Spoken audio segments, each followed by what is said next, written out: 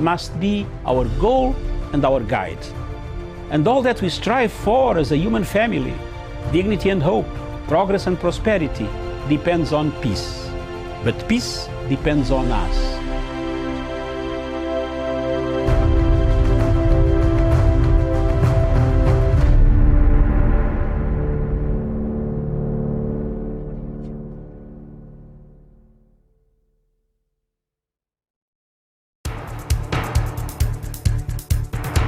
It is ridiculous and it is against the laws of nature that we can have somebody sitting pretty who takes home more money than the credible entrepreneur who is doing actual production of goods and services.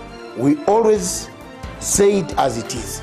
It is only in this country that when a thief is arrested, you hear elders from their tribe saying, he is our son and he is our thief. If you are deviant and I call you leader, probably you are already a leader, but you are leading in the wrong direction. We want to see the role of the youth in the security, governance, and development.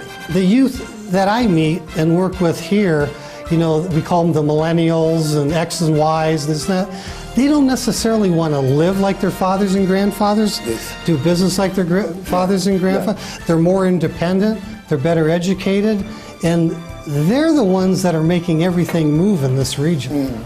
We look at the issues, we talk about issues that impact people's lives in Africa. The African peoples themselves continue to cheer bad leaders, and because they cheer them on, they continue to be misled. Let me ask you, doctor, would you rather be somebody who does not enjoy so much freedom but you are rich? Or you'd rather be poor who you are actually imprisoned by the poverty itself? My goal is not to come here and say, I want the majority ownership, I want to own this, I want to own that, I want to do this. My goal is we all make money and we're all happy, and I help build a big business here. Punchline is for Africa, with Africa, from Africa.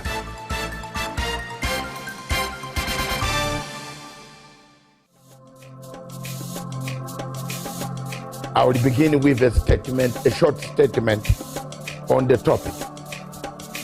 1. Cliffhanger politics occurs when the left hits the right hits the center hits the north hits the south. The state of confusion over taxation in this Republic of Kenya leaves a lot to be desired.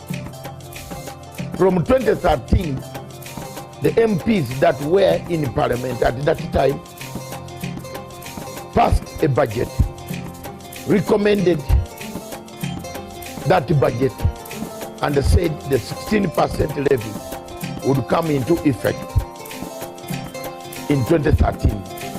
But later on, they decided to push the date to 2018. President Uhuru Kenyatta took over a government that had obligations, both local and international. In international obligation, he had to continue to service the date that the government of President Kibaki had.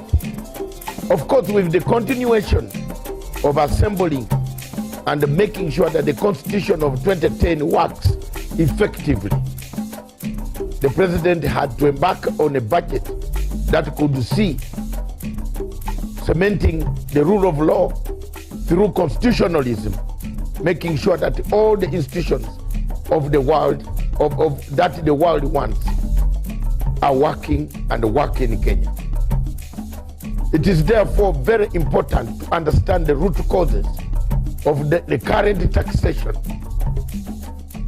saga that continues to haunt and create cliffhanger politics into this nation. The 11th Parliament passed the budget. The 12th Parliament today found the budget and the tax levy had already been passed. For all these years, from 2013 to 2018, There are several oversight committees in Parliament, committees of finance, committees of budget, committees of all legal and other apparatus that work up in a democracy. Why didn't they look at this as very important taxation that had been shelved by the Minister of Finance?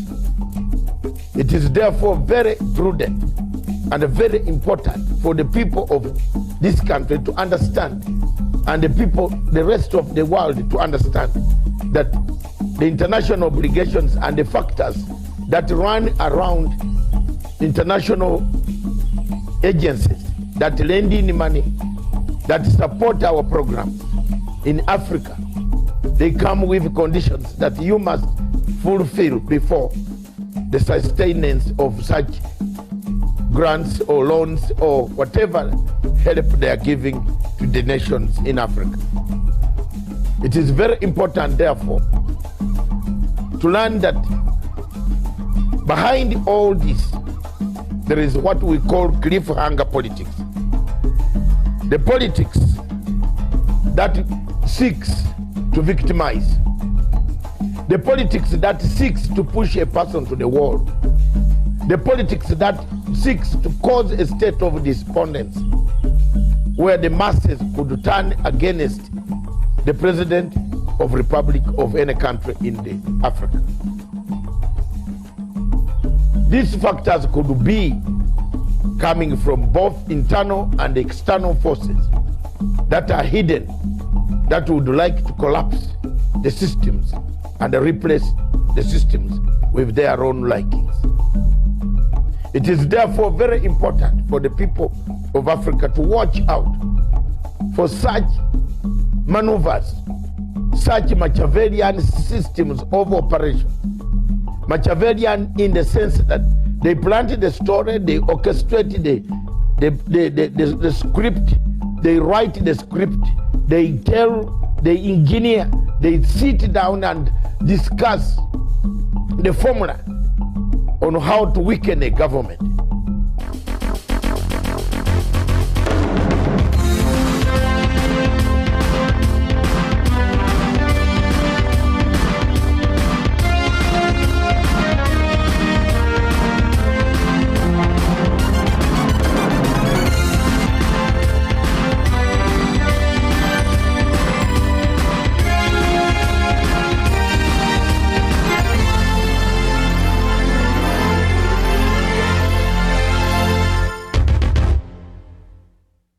Good morning and welcome to another edition of Good Morning Africa. My name is Miriam Ogutu and today is the 3rd of June 2019.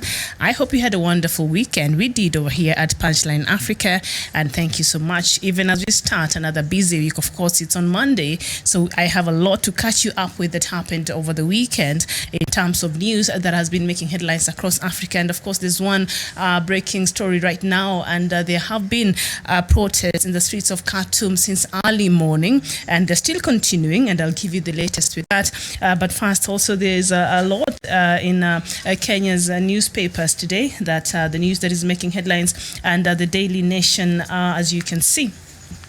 Remember, over the weekend, during Madaraka Day on Saturday, President Uhuru Kenyatta, in a very surprise move, announced that there will be, together with the central bank governor, announced that there will be an introduction of new currency starting on October 1st, especially the 1,000 shillings notes. After October 1st, they will not be considered as a legal tender in Kenya. So that really ruffled and has really created a storm in both political world, and across Kenyans are confused, and some don't even understand how this will work. And so over the weekend, of course, after the announcement on Saturday, yesterday, we saw a lot of sentiment coming from different quarters, especially in politics, and also there are questions being raised in regards to the images that have been put in this money, because according to our constitution, they're not supposed to be an image of somebody in our currencies. But as it is, there is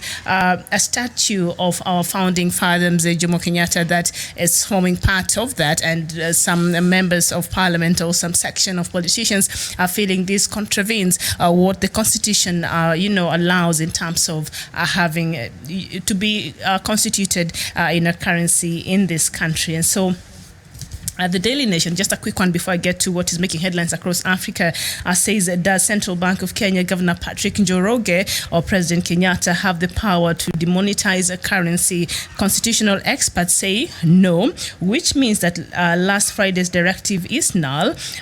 But to many, the elephant in the room is the image. Actually, last Saturday's, I don't know, a nation might have gotten this wrong, because this pronouncement was made on Saturday during Madaraka Day celebrations in Narok. And of course, they say, but to many, the elephant in the room is the image of Mzee Jomo Kenyatta statue on the new banknotes. So I think this is a storm that is gaining momentum.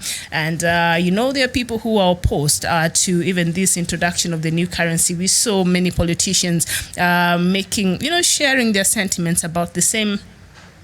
And of course, this move is meant to curb the runaway corruption that is now very rampant in this country. And of course, money laundering has been a problem that the government also have had to deal with in the recent times. So we will, Dr. Matsanga comes to be look at that. And of course, we will look at DCJ Mwilu must resign from the judiciary. Dr. Matsanga will give some highlight on that, and also on diaspora dispatches and on Matsanga Africa perspective. Did Kofi Annan leave a legacy? Remember, NASA leader Raila Odinga is now traveled to the UK over the weekend, and today is meant to be giving a speech at Chatham House, where they're celebrating the legacy of former United Nations Secretary General Kofi Annan. And so we'll be trying to look at did Kofi Annan leave a legacy? And that will be at the Matsanga Africa perspective at the top of the hour. So I hope you keep it here. But first of all, a lot of things happened over the weekend, and let me just bring you up to date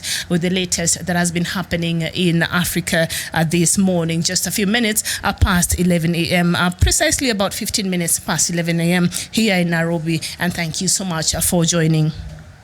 And we start with Sudan, where heavy gunfire has been heard in Sudan's capital, Khartoum, as security forces forcefully moved in to clear a protest camp that has been the center point in the demonstrations, a long struggle for civil rule. The Central Committee of Sudanese Doctors, a medical group linked to protesters, said at least 2 people were killed and several wounded in the Monday morning raid, which was still in progress. Sudan has closed the Khartoum office of Qatari broadcaster Al Jazeera, the station said on its website on Thursday, adding that its staff members' work permits had also been withdrawn. And in Algeria Constitutional Council has said it will be impossible for it to hold elections to choose a successor to ousted President Abdelaziz Bouteflika earlier next month, as planned, after the only 2 candidates were rejected. The council said in a statement on Sunday that it rejected the candidates' applications and subsequently declared the impossibility of holding a presidential elections on July 4th. It has not set a new date for the presidential election, and now they're asking interim President Abdelkader Ben Salah to organize a vote at a later date, the state television has said. And we move to Tunisia, where Tunisian Prime Minister Youssef Chahed has been elected the president of Tahrir Tunis, a party, a secular party founded earlier this year, confirming his expectations he will run in this year's presidential elections. And in Angola, the former leader of Angola's Unita rebel group, Jonas Savimbi, was reburied 17 years after his death. That happened over the weekend, and thousands of former Unita fighters wearing the white T-shirts embezzled with images of Savimbi attended the ceremony in his home village of Lopitanga in Angola. And in Libya, reports confirm that forces loyal to the United Nations-backed government of national unity have made progress in areas previously controlled by the Libyan National Army, loyal of Marshal Khalifa Haftar. GNA launched a violent attack on Saturday against LNA, south of the capital Tripoli. Heavy and medium weapons were clearly heard in parts of the capital in the areas that clashes broke out earlier hours on Saturday. And in Cameroon, at least 300 people were arrested in demonstrations in several cities across Cameroon on Saturday. Cameroon Renaissance Movement (MRC) party said its members and supporters were arrested while calling for the release of party leader Maurice Kamto and 150 of their supporters who were imprisoned late January during to protest against October 2018 elections. Kamto and his supporters have been charged with hostility against the homeland insurrection. Among others, the EU, UN and the US, together with France, have questioned the arrest of the political leader. And in Ethiopia, Ethiopian Prime Minister Abiy Ahmed on Sunday met for talks with Somali President Mohamed Abdullahi Farmajo in Addis Ababa. Abiy's office said that the two held discussions on bilateral issues, including the further strengthening cooperation in regional peace and security.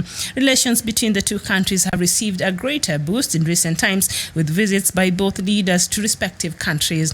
Farmajo last visited Addis Ababa months back, following which he flew with Abiy to Nairobi to mediate on a diplomatic spat between Kenya and Somalia.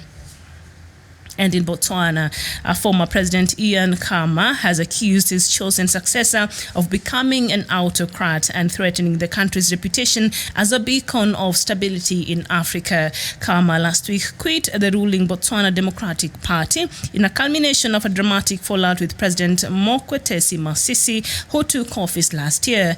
This decision was dictated by the immature and arrogant behavior of the current government, the 66-year-old told the AFP News.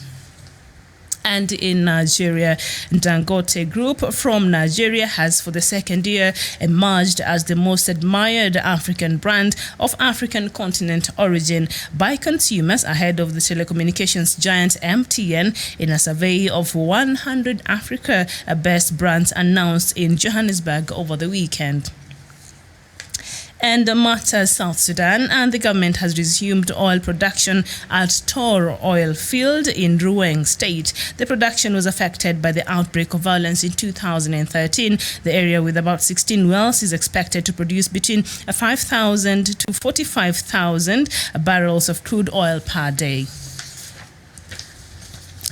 And of course, in Kenya, Kenya has banned fishing activities off the coast and near the Somali border over security concerns. Lamu County Commissioner Joseph Kanyeri says all fishermen are prohibited from carrying out the activities in Ras Kamboni and any other areas past Kiungu town, all of which lie close to the Kenya-Somali border. And row between Uganda and Rwanda, and now Uganda and Rwanda are keeping a close watch on each other's diplomats, sources say, as the row over espionage claims persist. On Wednesday last week, the Rwandan Defense Forces invited foreign military attaches and advisors on excursion upcountry. However, Uganda's defense advisor to Rwanda, Brigadier General Burundi Emmanuel Nyamwiza, did not attend, and sources say he was not invited.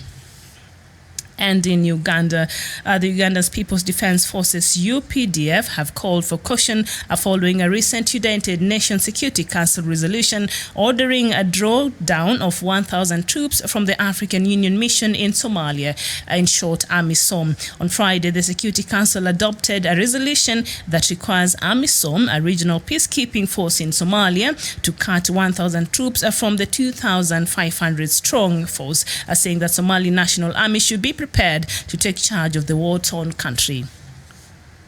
And in Burundi, the Southern African Development Community, SADC, has rejected Burundi's application to join the bloc, saying Bujumbura did not meet all the requirements. A statement issued last week quoted the SADC chair, Namibian President Hage Geingob, as saying that Burundi did not meet the bloc's admission requirements after the latest assessment.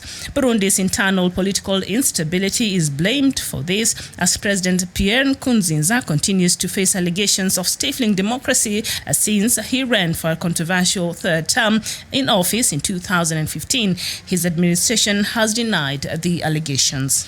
Not very good news there for Burundi. And we end with Rwanda, where President Paul Kagame's former bodyguard has been assassinated by gunmen in Cape Town, South Africa. Cameron Nkurunziza has been a critic of President Kagame, accusing him of intolerance to dissenting views. Nkurunziza is the second high-profile person to be killed in South Africa after the killing of former intelligence boss Colonel Patrick Karegeya in 2014. Nkurunziza is remembered for starting a campaign dubbed No Third Term for Kagame, which was very popular among the opposition in Rwanda. A former Rwandan Army Chief General Kayumba Nyamwasa has also survived 2 attempts on his life. Now, Nkurunziza's death comes hardly a week after Kagame visited South Africa for the swearing-in ceremony of President Cyril Ramaphosa, and Kagame, in an interview with the media, accused the descendants in South Africa of being responsible for his relation with Uganda. And that is the latest this morning from Africa. Thank you so much for joining us. And of course, by us, I mean Dr. Matsanga will be joining just in a short while. But I needed us to just run through what is making headlines this morning. And when he comes back, when he joins me on the set, we'll get his sentiments on a few of these stories that I believe he'll be interested in just giving his contribution to. So thank you so much. I see a lot of you have already joined. And in case there's something out there that you feel we need to know about, please feel free to write to us. Now, this matter that I just concluded with Rwanda, of course, you know, a former bodyguard to President Paul Kagame was murdered in South Africa last week. And there was also another murder that happened in 2014, and that also brought some tension between Rwanda and South Africa because these things happen. It seems as though when these descendants, these people, when they collide with the president or they don't agree, and it's not safe for them to stay in Rwanda, they flew away and they go to South Africa. And a few of them have been staying in South Africa and other parts of Africa, but mostly South Africa. So when they're because this has all the hallmarks of, you know, Rwandan intelligence. When you see the murders that has been happening, especially the people who had been very close to the regime, and perhaps they had dissenting views, and they chose to run away in the sake of saving their lives. When you see how these murders happen, this murder that happened of a former bodyguard for President Paul Kagame in Cape Town, his name is Cameron Nkurunziza, and also another murder that happened for Mr. Patrick Karegeya in 2014, who was a former intelligence boss. They have the hallmark of Rwanda's intelligence in it, and also there's another guy that was murdered here in Kenya, also was part of that regime. So in Rwanda, you're not supposed to dissent. I think that President Kagame, as we see from reports that are coming from Rwanda, democracy is it's not a word that really exists. Actually, if you want to run for you want to challenge or run for presidency in that country, apparently he has to go through your credentials and give you the green light if you even qualify or not. The president does that. So a lot of things are happening in Rwanda, and these murders really bring to the fore what really this in Rwanda. Fine, it's one of the countries that is becoming very successful in Africa, and of course we see they're making very much progress. And Rwanda, you know, has been credited to a lot of changes and. In many compared to other countries in Africa, but when it comes to matters democracy, it's a very dicey situation there in Rwanda. So President Kagame's bodyguard was murdered just a few days last week. And now in Sudan, I woke up to this news very early in the morning. I wake up to watch the news very early in the morning, and when I went to Al Jazeera, they were already running battles in the streets, and apparently the army's patience had run out, and now they were literally attacking. Because I was watching the live views from Khartoum, and it was very worrying. The now army was attacking the protesters, who since they started protesting in December until now, it has been very, very peaceful. We've not seen any fights. We've not seen any exchange of anything between the protesters and the authorities. But now it appears as though the army's patience has run out, and they want to get the protesters out of the streets of Khartoum through any means necessary. And so this only, when it started, it was only a few protesters who were present in the streets of Khartoum, but immediately the army started beating up, and there have been use of live ammunition, according to the doctors there. There are people who are being treated with very serious injuries, and 2 people have been killed and wounded this morning in Khartoum. So this tells you that things are not very well right now in Khartoum. And immediately the fracas started. A lot of people, you'd think that after the firing or after the death of some people, the protesters will keep off. Instead, this only activated and only made them very agitated. And I saw a lot of people joining the protest in the streets of Khartoum. And others have declared that they're coming from across the country to join the rest of the protesters in Khartoum. So it's a very, very delicate situation right now as we speak. It is a happening, story right now as we speak in Khartoum, and we've seen smoke billowing across, and protesters were saying they were burning the tires and whatever it is they could get, so that the army was not able to get through to them. So they're trying to use it as a blockade to keep them off, and so they were not trying to burn down the city of Khartoum. So that is the latest right now coming from Sudan in Khartoum. And also remember last week on Thursday, the country, the army junta, closed down the offices of Qatari-based news Al Jazeera, and the station said on its website on Thursday last week, adding that the staff members of these stations' work permits had been withdrawn, a move that has been condemned across the globe and has not been received very well especially with the international community. So this is a developing story, and as we continue to receive this, we will continue to keep you updated on the matters and the situation right now in Khartoum. Okay, Algeria also is a stalemate. Algeria's Constitutional Council has said it will be impossible to hold elections, choose a successor after President Bouteflika had been out. It's been a month now since he was ousted from the office, and the 2 candidates who had given their names to run for this presidency, that could not happen. And so yes, that is what is happening also in Algeria. There's a stalemate, and now Algeria's Constitutional Council has come out and said, elections that were expected to happen on 4th of July next month will not happen, because there are no candidates, and the ones who have presented themselves were not really qualified for that position. And yes, so remember over the weekend, very two burials happened that were very significant in Africa, and one of them, they both happened on Saturday. A former, opposition leader in the DRC, the father to President Felix Tshisekedi, happened in Kinshasa. There was a mass on Friday, and he was buried on Saturday. But also the Angolan leader, this person led a 27 bloody civil war at 17 years. A 27, long war in Angola, and it's been 17 years since he died. The government had buried him someplace, and his party members and his family have been wanting for his body, and so they were given over last week, and they were allowed to go bury him in his village. Remember, Mr.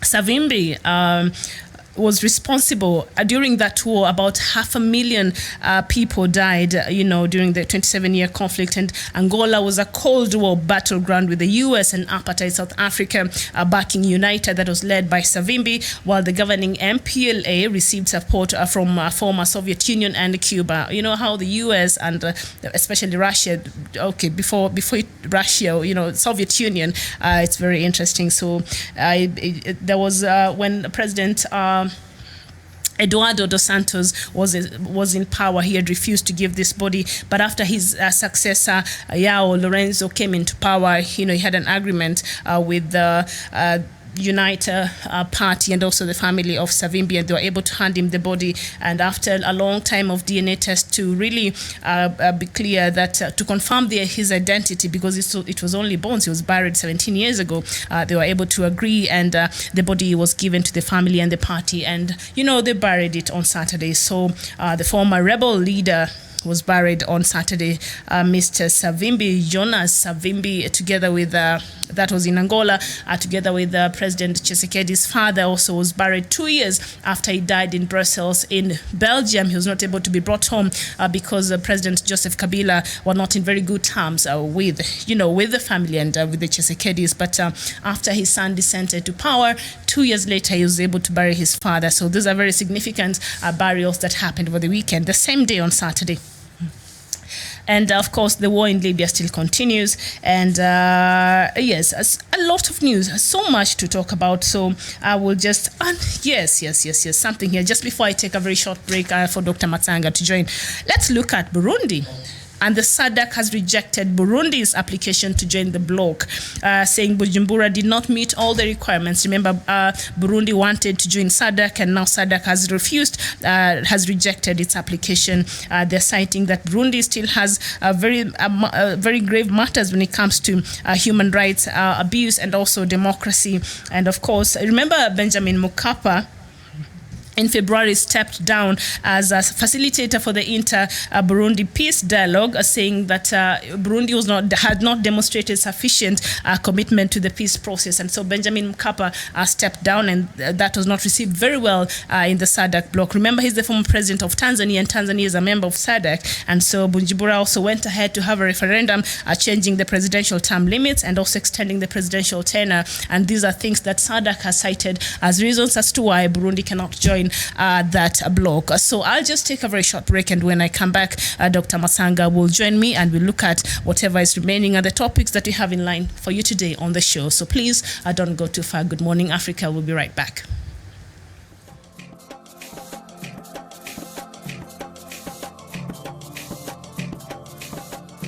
We discuss Africa. We see what ails Africa. And today, this afternoon, we want to see whether Sudan will permanently remain a sick child of Africa. Is it a permanent sickness? Can we resolve the issues of Southern Sudan? Is it something that has gone wrong for 200 years? There has always been a problem in Southern Sudan, in that great region, starting from all the way the Alimadi Wars and the rest of all what happened until today. Peace seems to be elusive. Why has UN taken slow action? Why hasn't UN set up a tribunal? We want to see a tribunal that will make sure that Southern Sudan people are accountable. Those who committed crimes against the human beings. 20,000 Sudanese perished. They are perished. They are not accountable.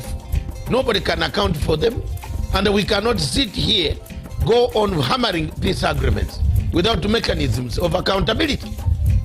If we set a tribunal for Sierra Leone, for Rwanda, for Camera Rouge, we need somebody to stand up for the poor masses, the masses that have died, the masses that continue to die, the masses that are being brutalized, murdered, maimed on a daily basis by marauding armies of both Riek Machar and Salva Kiir.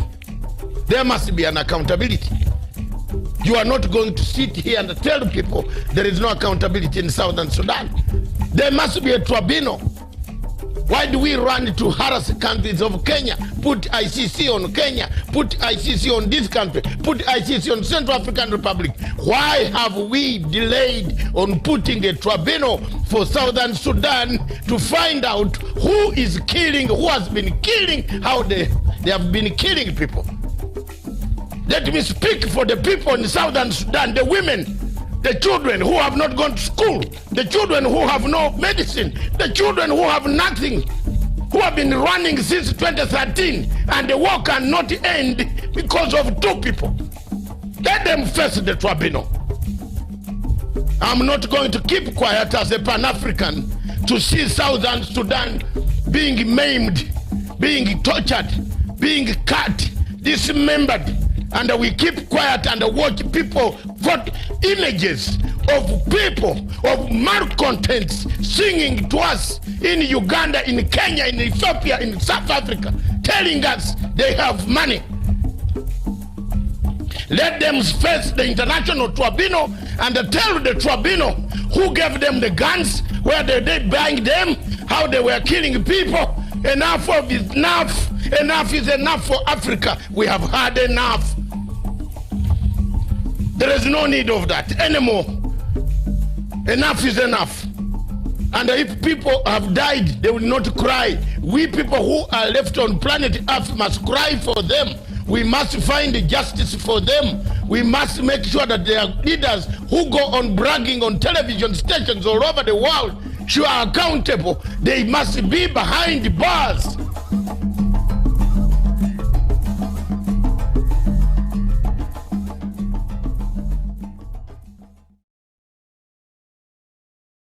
Welcome back, we just earlier on I was looking at the news that is making headlines this morning, and I had a lot of them. Remember, it's on a Monday, so Monday normally we recap what has been happening across the continent over the weekend, and of course we woke up to the news of renewed protests in the streets of Khartoum with some gunfire is also felt, and 2 people have since died since the morning, running battles between the protesters and the military and the army. So that is what is happening in Sudan this morning. But right now, I'm joined by Dr. Matsanga.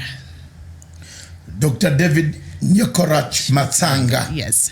Son of soil from Africa. Okay. The only one with those type of names from Biafra and from Uganda. Mm-hmm. So thank you very much. Yes, I had the report on Khartoum. Yes. Fantastic. Fantastic? Yes. What do you mean fantastic? 2 people have died. The military has done the best thing. What? To take out, because you see, a country cannot be in demonstration throughout. Yes. That's a fact. And we talk, you see, part of what kills Africa, we tell lies. We tell lies. You have removed Bashir. Mm-hmm. You wanted Bashir out. The military said we shall rule for 2 years. We want you to bring your government. You failed to bring men in the cabinet. You wanted the whole of it.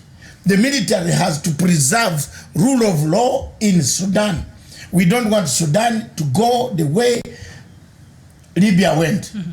So the best thing, economically, Sudan is a key partner with all the COMESA and other states and IGAD. Mm-hmm.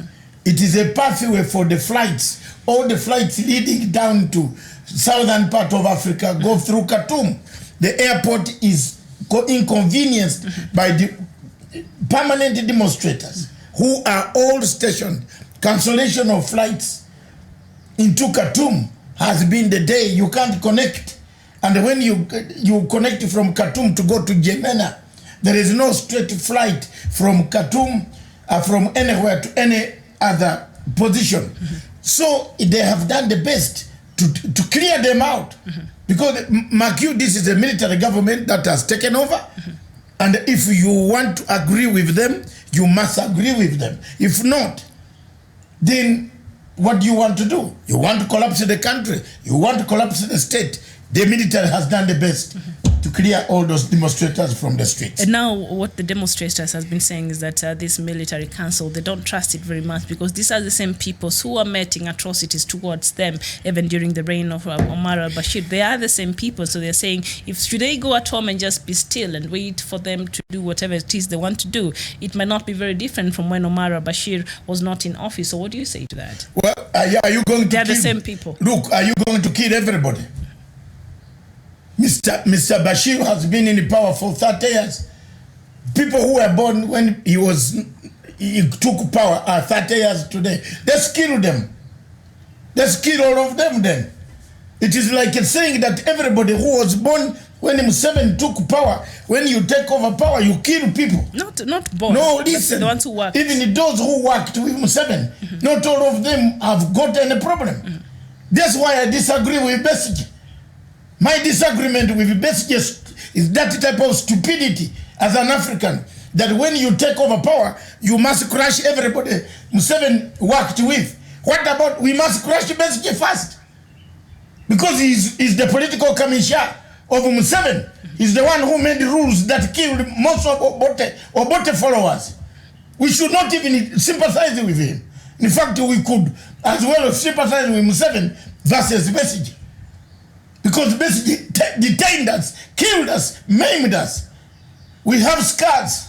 We have scars. So do you now want to kill everybody who worked with Bashir? Not killing. What they're saying is, can they give them where do they go? They are Sudanese. A new military people who are not actively involved in some of these atrocities in Sudan. The demonstrators they don't trust these people. The demonstrators are not even ready to take over government. They don't have structures. They want to make Libya, Miriam, become Sudan, become Libya. You've seen the mess we had in across Tripoli. We erred. The French erred. Removal of Gaddafi. We should have actually prepared a transition. You see, when we left all the militias coming into the streets, one militia in Benghazi, one militia in Tripoli. No, this should not happen again. But also, let's be very clear. Since the demonstration started very actively on December until now, it's been very peaceful, the same as what is happening in Algeria. It's been very peaceful. Until today, the army seemed to have provoked these protesters, and they actually killed 2 of them. It's peaceful. They're not burning anything in the streets when of you Khartoum. talk of army provoking, it is, look, the army has been holding talks. At least I'm in constant touch with the junta. Do you know the people they met last weekend? Yes. The UAE, yes. Saudi Arabia, yes. Egypt. Yes. And the protesters said, yes. please do not interfere in our politics. Exactly. Did they interfere? They have been calling for the names to come. Yes. The demonstrators have not brought the names. Miriam, the demonstrators wanted the whole cake. That is... If you want the whole cake now, Miriam, it's impossible to govern Sudan. Sudan will fall in. Even the AU, any risk analysis, risk assessment officer who is working with AU or UN will not accept to hand over power in a vacuum. The doctors can prepare themselves. They agreed on a 3-year transition. Yes. Both sides agreed. So, exactly. So they have been working so on go the back. modalities. Yes. Go back and start treating people in the hospitals. Have your representatives on the High Council.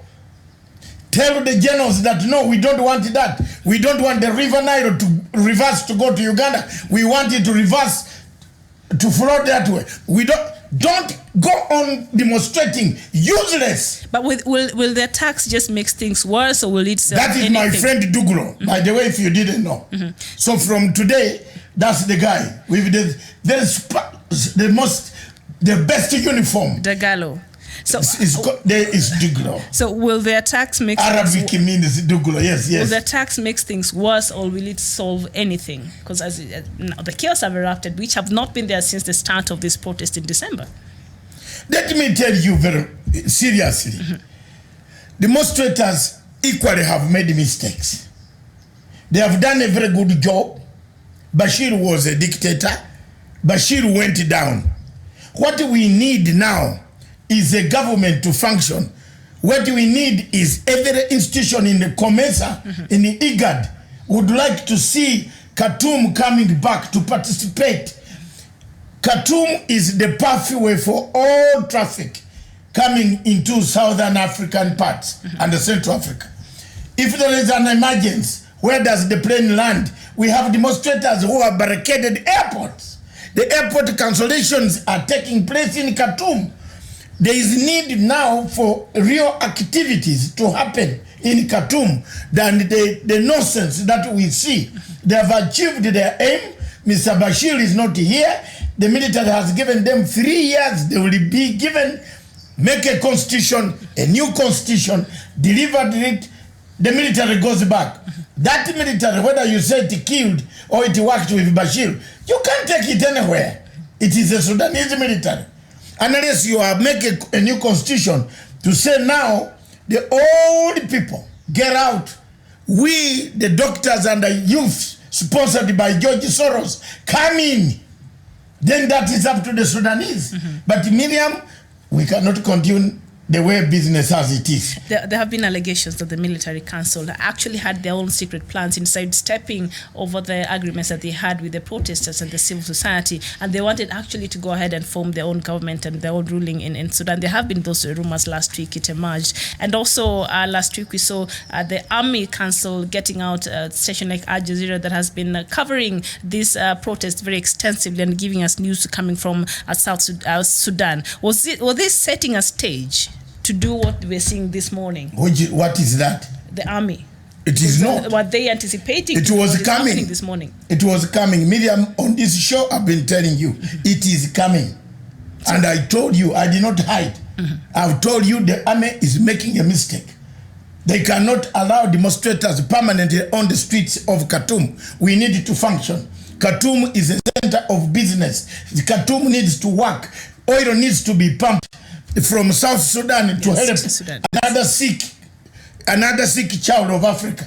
So there was no need of them sticking there. They had achieved their aim. That is why they are getting a problem, and that is why the confrontation is coming. And you know, an army is army. Whether American or British or what, it also, if you go beyond what they want, they will not listen to you. I believe you grew up in an army house. You know what discipline is. If the father tells you don't do this, you do it, you continue the next thing.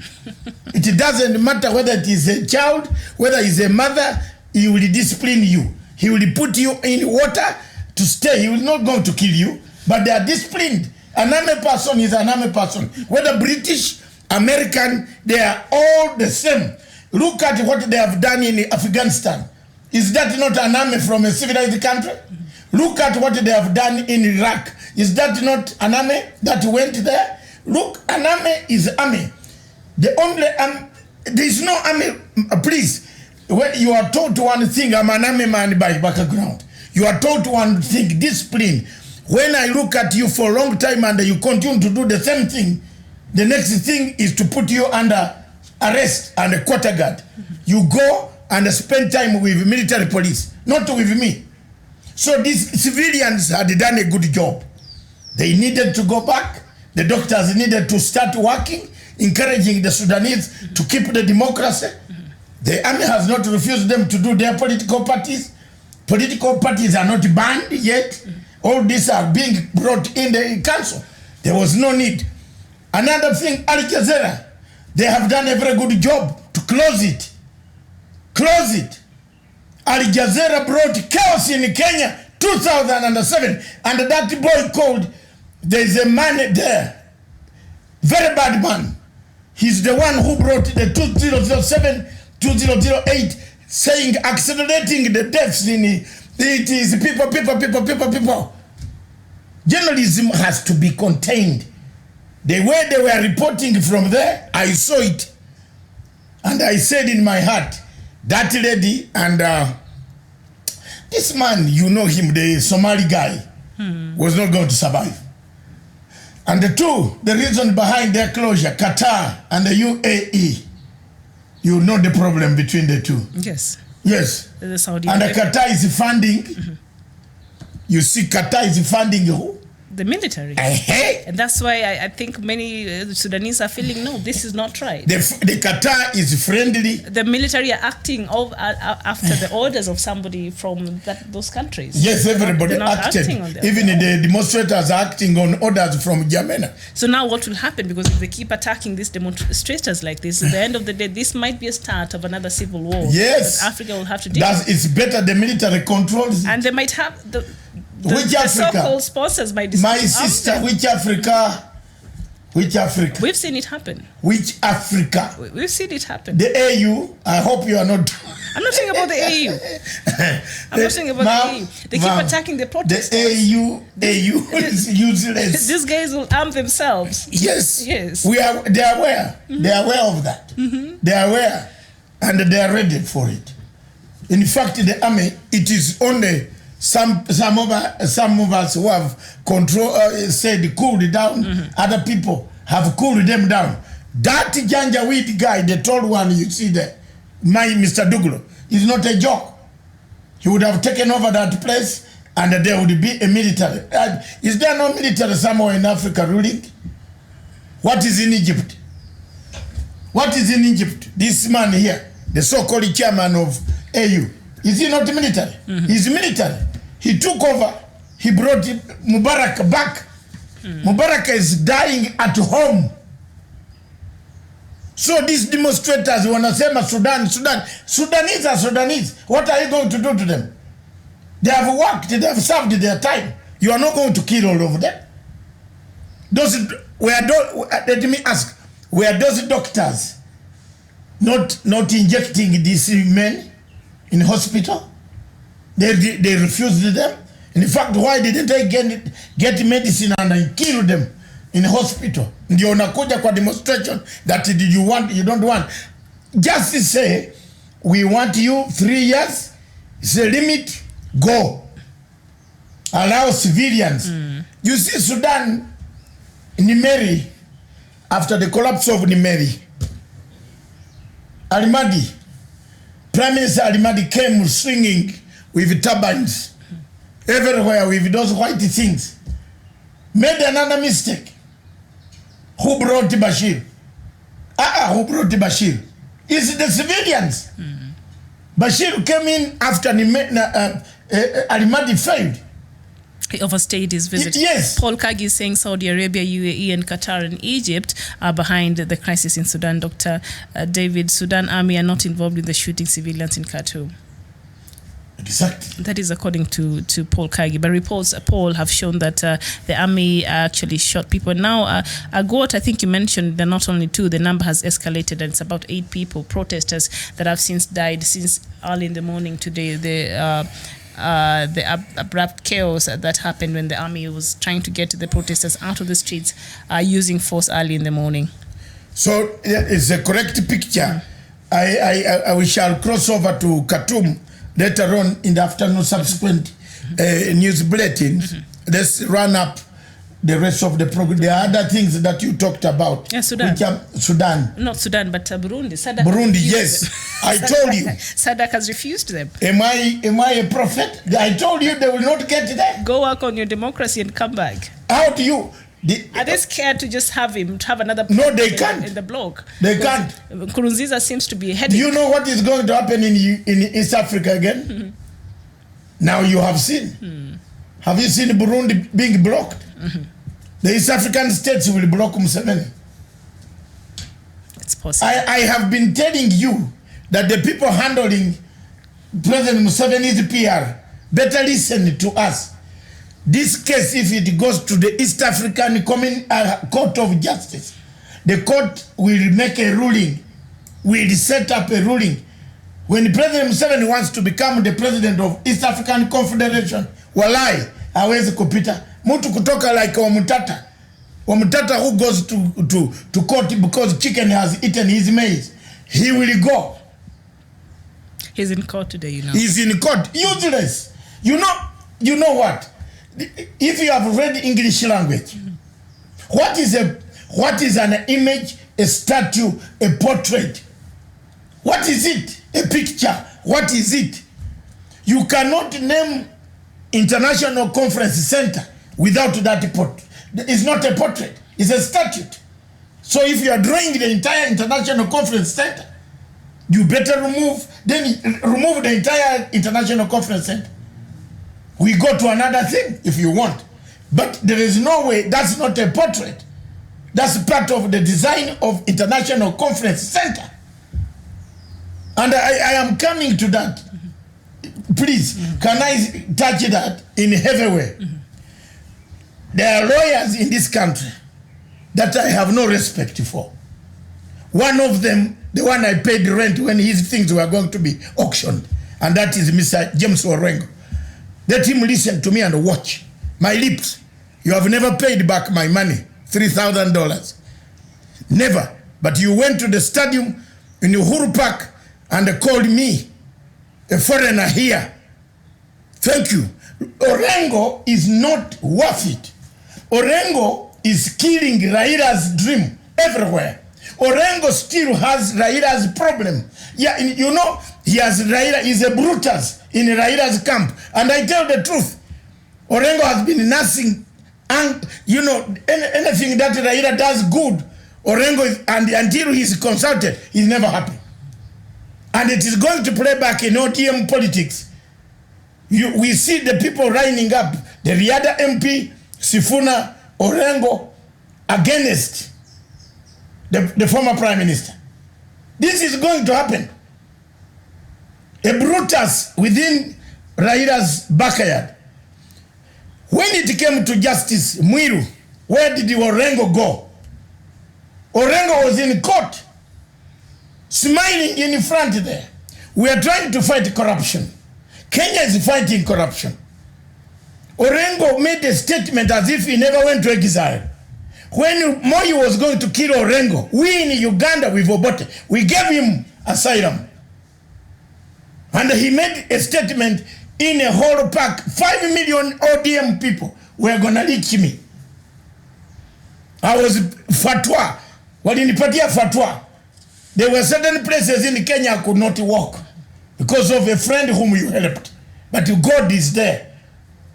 You know, Orengo is running to every institution. How do you make freedom and then stop others from having the freedom? Orengo fought for this constitution. Now Orengo stops this same constitution from working on the thieves. When you run to go and defend Justice Mwilu, what are you defending?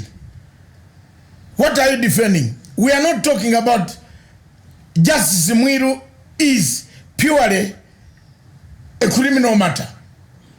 The criminal matter is that if she bites somebody, do we wait until the JSC sits? But instead of supporting President Uhuru Kenyatta, Orengo is the first man who went to Uhuru and sat for 5 hours. And they said they had a 5-hour-long discussion. Why did he go there without Raila? Because he was looking for his own green pastures. I know James very well. He has also been in hardship. Yes, and the time has come to ongee ukweli. Because people kama wanafika huko, they don't see the others. When he became a minister of lands, even to see him in the office was more than seeing Jesus. And this is the type of crop of leadership in rural land that has created very many people. They are quiet, they give them patronage, but they operate very badly. And he's teaching very bad manners. The senior counsel, you go and prevent the law from taking place, then you come up, you make money, go to parliament, make money, give us the rules, give Kenyans the rules. Yeah, I want you to follow the rules. I want you to follow the law.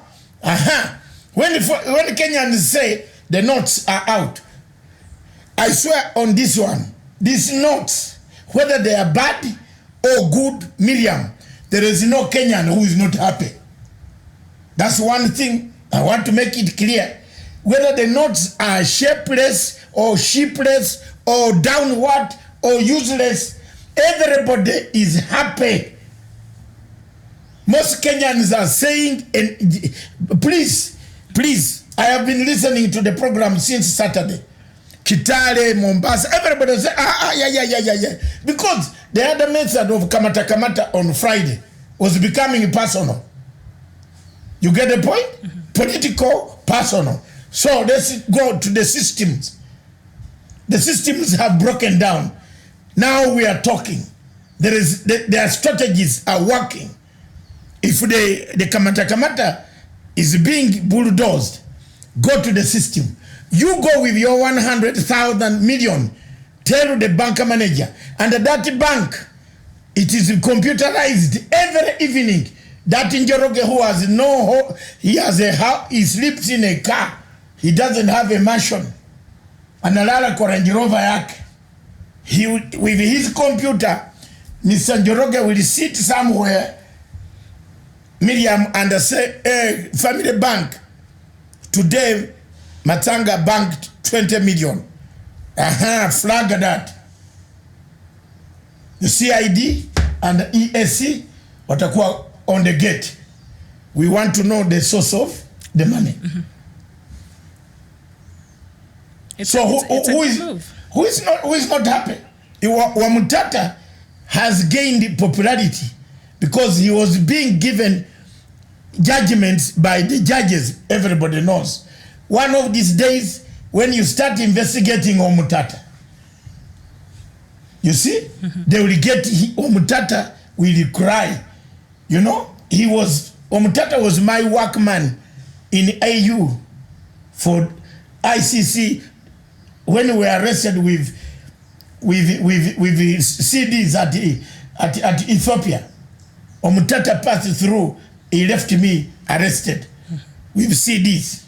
Okay? He went ahead to say Matsanga has been arrested. All right? And they were supposed to supply the CDs, which I had carried. Now they left them for me. From nowhere, you notice that he has mushroomed himself. Filing an application in that court is 1 million shillings. Ask me. Because I'm in court. My ruling for my case of work envelope is next month, 29th. The whole world will hear whether I've lost. If I've lost, I know where to go. 1 million.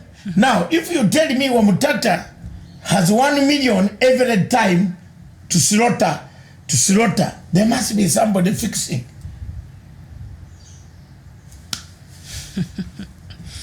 Ask me. All right. Other questions? Other questions. So that is that for Burundi. You were talking about Burundi before we came. Before it became wild. No, before we because came I was Kenya. bringing a narrative of Burundi and Uganda. Yes. There is no Uganda will never. You know, when it comes to East African Confederation, Mr. Museveni will be blocked. Will be blocked by an East African man electorate. Ataenda kotini. Atasema hakuna. Oh, that's where Mutata's name came in, yes. Yes. So we diverted on that route. But that's okay. That Burundi, yes, a dirty place, a country that whose president cannot fly, whose president has a toilet in the office, a kitchen in the office, the wife in the office. Because you can't move out of Bujumbura. Yeah, and SADC felt they don't need to. Yes, they don't need to. These problems. They don't need to burden themselves with that problem. They have enough. Thank you, SADC. But the problem of Burundi, Miriam, is France. It's France. Look at the South Africans. The South African intelligence is weak. It's weak. The assassination of Nkurunziza and others. The South African intelligence itself is weak, is becoming weakened. This is the third time a refugee is assassinated by unknown people. Surely,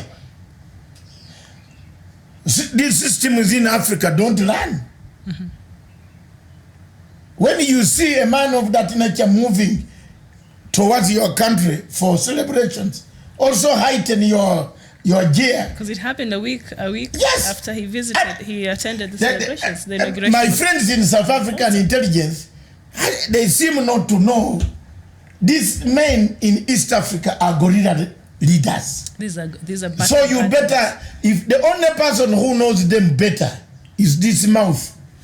Because they have tried me before. Both of them. Well, don't forget. Yes, don't forget. Mr. Kagame was in Uganda. Yes. Was the head of intelligence the time we left. The time Besigye was also the head of political bureau, which made the repressive laws. Kagame was the head of intelligence in Uganda. And Matsanga was in the bush. So I know them very well.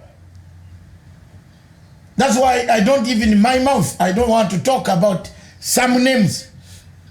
So the South Africans, if they don't know that tactics, they think they have taken over the entire apartheid system of intelligence. They are going to lose so many people. I'm sorry to say this on a public TV. Rwandese, Mr. Kagame is my friend. But me, the politics that happens in that region, I don't want to know. I washed my hands off. I don't want to get involved. And I because you see, Miriam, the politics has been joined by the French operations. What can you do? There is a proxy war between France, Rwanda, Burundi, and Uganda. Something is happening in Uganda. Something is happening in Rwanda. The Rwandese are trying to tell Ugandans to get out. There's suspicion. Who has caused the suspicion? I told my East African friends, and I always speak openly on this TV, you hate me, hate me. I told them, there is one country in Europe that has captured the AU. It has now also captured some states, all the way to Mogadishu. All the way to Mogadishu. Look at what is happening between Kenya and Somalia. The same country, one country looking for oil, one country looking for revenge. There is a revenge approach against Mr. Kagame. They have not forgiven him. And this has brought us all in. We are in chaos. So all of us in East Africa, if you don't toe that line, you have a problem. When the French said they did not find the oil in South Sudan, didn't it occur, Miriam, to you as an East African, that, oh my God, if they didn't find oil, and then they come to Kenya, they don't, if we don't give them this thing, Ngamia 1 or Ngamia 2, what will they do to us? They will go to Mogadishu and confuse the leadership in Mogadishu. Don't worry. We want you to go to ICJ and with the Norwegian team. Where does the Norwegian team draw the money? Where is the money that pays for Somalia and its lawyers? It comes from Paris. You want me to reveal more? Do you want more? Yeah. And it's from Paris. It's from Paris. And we are here. Burundi cannot. SADC has rules. If you steal elections, you don't belong to SADC. If you kill people, don't belong to SADC. If you beat up men or women, you don't belong to SADC. Period. So in Burundi, Bujumbura, are these factors not in there? They're very much in there. And then President... They are killing people every evening. There is a dead body. There are dead bodies. Who is killing people there?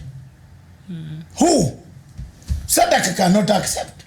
And I'm telling you, if President Museveni does not do his politics calculative, East African Federation will be a nightmare for him.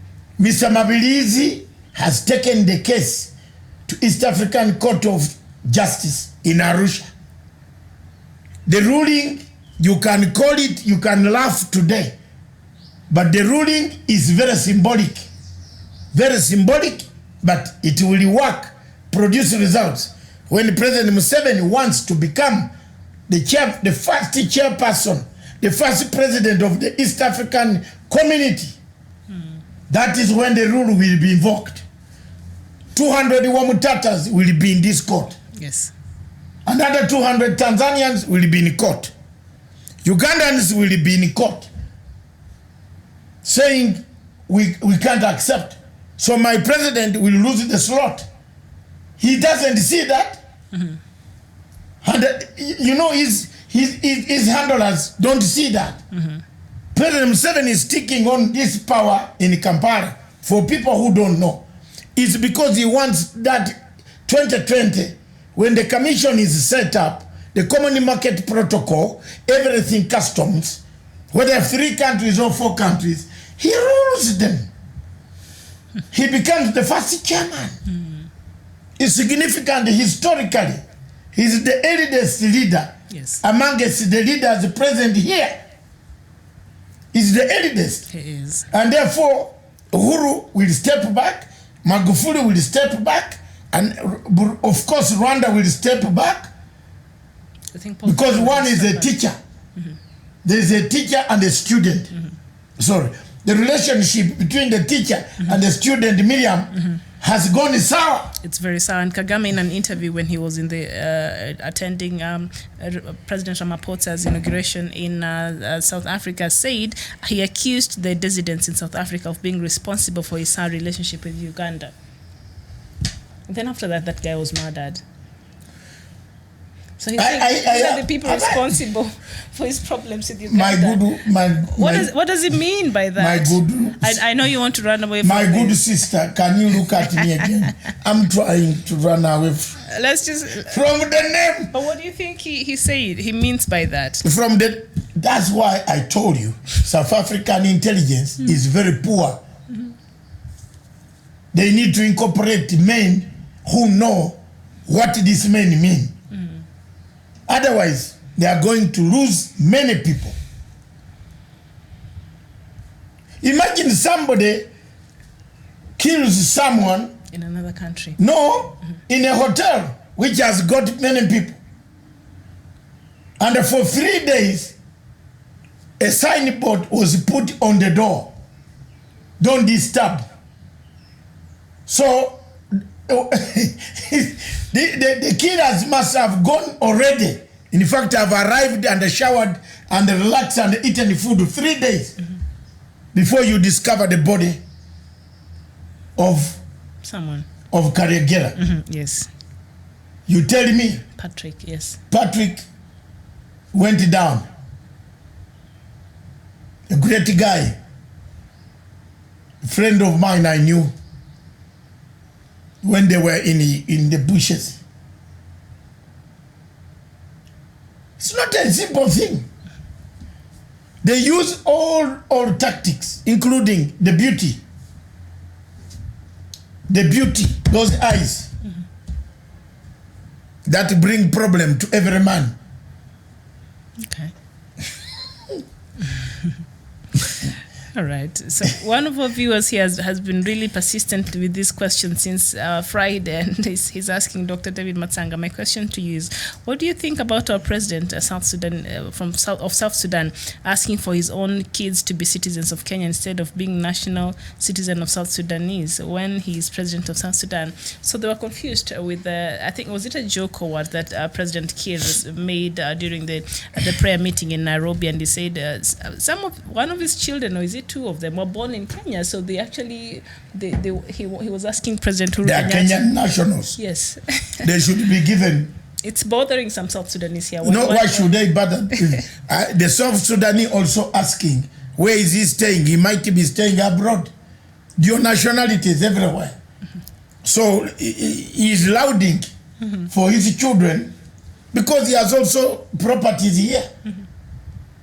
Salva Kiir has a house here for a long time. He has been here. He has his house here during the war. The only person whose house I don't see here is Garang, a nationalist. But also Garang stayed here for a while. He stayed, but he didn't want. And even the former wife. Garang never wanted corruption. Garang is clean. He's a very clean guy that may his soul rest in peace. Garang was the best leader for that Sudan. May his soul rest, and please, may his soul wake up. Wake up and guide. Wake up or rest in peace, which one? No, to come, the spirit comes to hold the leaders, the current leaders, to change their behavior and unite South Sudan. I met Garang in Kampala. in 1984, 83, it is our government of Dr. Milton Obote that gave him the sanctuary to be able to use Uganda. Because we were also in Owinyi Kibul. Owinyi Kibul is one of the areas where we trained, most of Ugandans trained there. So we gave South Sudanese sanctuary, Obote, not Museveni, Obote. 1985, 86, 86 actually, I met Garang in Nairobi. When there was a war, I, Otai, Peter Otai and the rest, Honorable Peter Otai, my former Minister of Defense, we met together in Runda, in Otai's house. Garang is down to earth. He left one message to me. He said, you younger men, look at material. You know, by that time, we were hot rebels. Hot-headed. Don't. Why do you add your words that bring problems? All right, hot rebels. Hot-headed. Yes, hot rebels. Okay. Okay. That's it. That's how I met Garang. I was very impressed with John. John had a vision for South Sudan. These guys, they don't. Clearly, they don't. They've proved they really. They don't. South Sudanese is not their One priority. of them is saying it's safe. Today you have read that something has hampered. It's in the Ministry of Foreign Affairs saying that Sudan is very safe. It's very safe and the war has Today stopped. there is something you read there which made me laugh when I was listening to you. It was like the Minister of Finance of Kenya saying that Kenya has sealed all loopholes. Yes, and a public audit done to all the civil. And then we have a headline. Audit, yes. Public servants paid for a year to idle at home. Yes, I saw. Haven't I?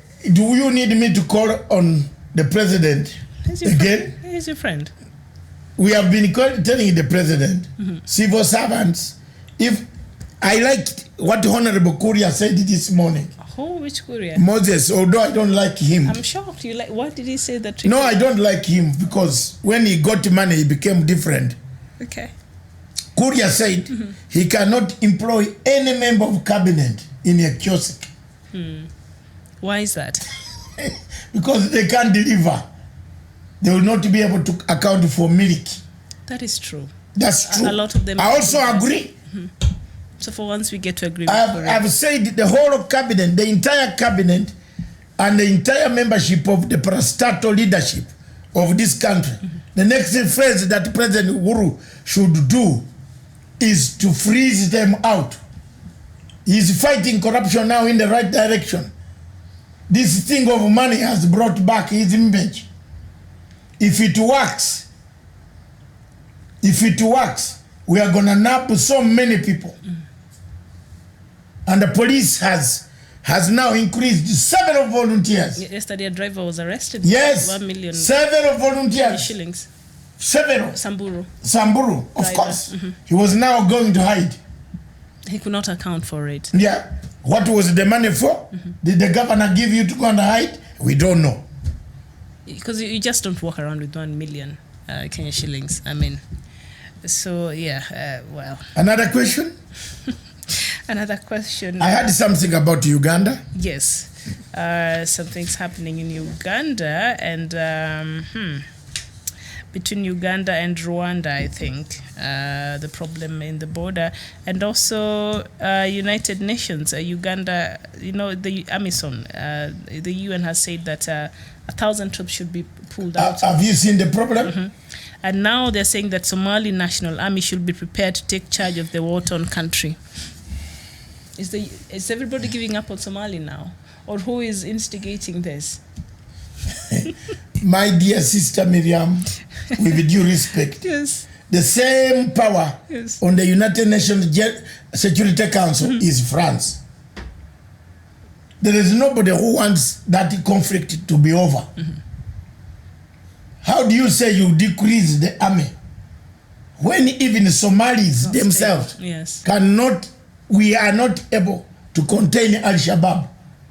We have not finished combing the entire Somalia. So how will the army finish? How? Let's just say we are just agreeing if we reduce the number of AMISOM in Somalia. Let's agree that we have agreed now that Somalia be a safe haven for terrorists. Let's agree. Because that's what they, in a nutshell, that's what the Security Council is saying. If you are reducing, instead of increasing the boots on the ground, while you train efficiently. They've been trying to train. Is it because maybe there's not been a cooperation with the Somali government? I don't know. Because in this case, when the row that Kenya is still having now with Somalia, I think Kenya had requested that Somalia backs the UN resolution 1267 that says anybody who is affiliated to Al-Qaeda or a terrorist group should have their things freeze, their money, assets freeze. And Somalia refused to cooperate with Kenya in that regard to declare Al-Shabaab an affiliate of Al-Qaeda. And also there have been reports that the former president is actually part of the people funding Al-Shabaab in Somalia. So as much as we these forces from other countries are out here trying to help a Somali government, how is the Somali itself really cooperating and actually working in regards to finishing and are serious about finishing this menace that is Al-Shabaab? They are saying... Or are we just fighting a losing battle over there? Why does Somalia has refused to support Kenya on that resolution? Because in Somalia itself, there are people who are sympathizers of Al-Shabaab. And they're tired in the capital city. They're tired of the foreigners, by the way. Yes. In the capital city itself. Yes. Because you tell me the person coming to play, they don't know. Some people know. So the Somali government does not want to support Kenya on that resolution because everybody could be, even the ministers are involved. And also they're claiming that might affect the money remittance, you know, like the money and from abroad, because it appears that a lot of these people attached to Al-Shabaab own this money exchange bureaus in Somalia. Yes. So that might affect the money in the country. Hawal, those ones. Dishabil, is it? Yeah, the Islamic ones, yes. The Bashir, yes. Yes. You know them. Do you send money to Qatar? Or do you receive money from Qatar? So yeah, so they're saying because some of these ones, I'm just joking, might be closed down. So they worry there'll not be an inflow of money coming in to Somalia from abroad. Should that be targeted? Yes. The whole complex is very bad, and that is why there is need. I have told you, there is only one country that has been able to make Africa suffer.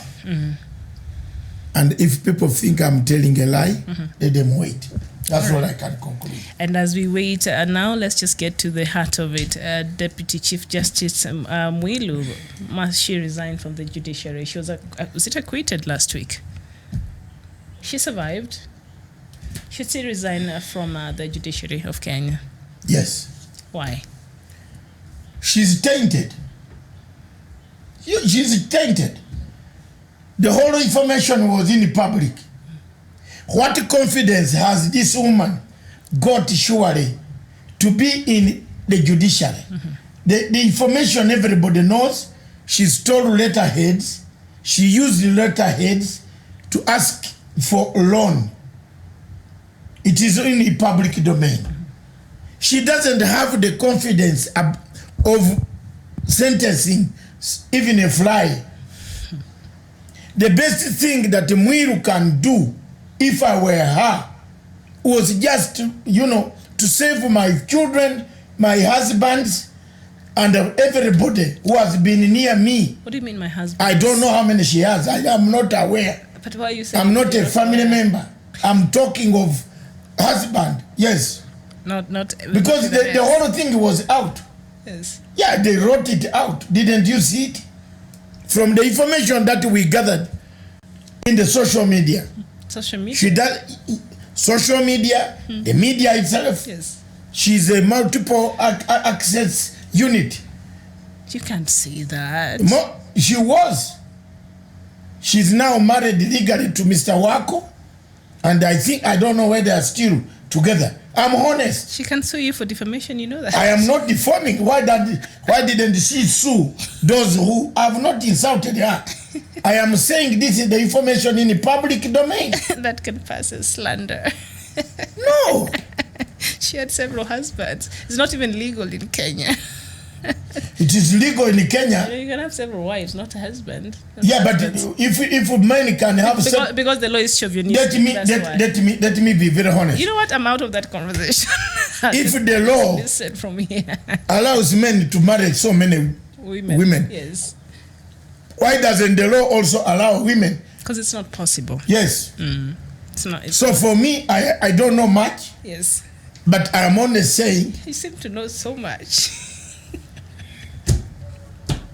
Miriam, I'm telling a story. You're being very economical with this truth right yes, now. because of we are. But I'll just listen and not. Because we are on camera. Okay. That's why I'm preserving your integrity and my integrity. But if I were a very senior confidant, yes, a close ally, yes, of Deputy Chief Justice Mwilu, yes, I would pack my bags and leave that judiciary. For now, go home. She has nothing. There is no salt in her anymore. The things that, when this case, why did she run to block it? Why? It is devastating. It includes even international terrorism. It's devastating. Yes, money laundering with institutions that had been blocked by international CIA and MI6 organizations. So this new note will affect her. Exactly. She borrowed money from a rotten international terrorist organization. A former deputy chief justice of a country.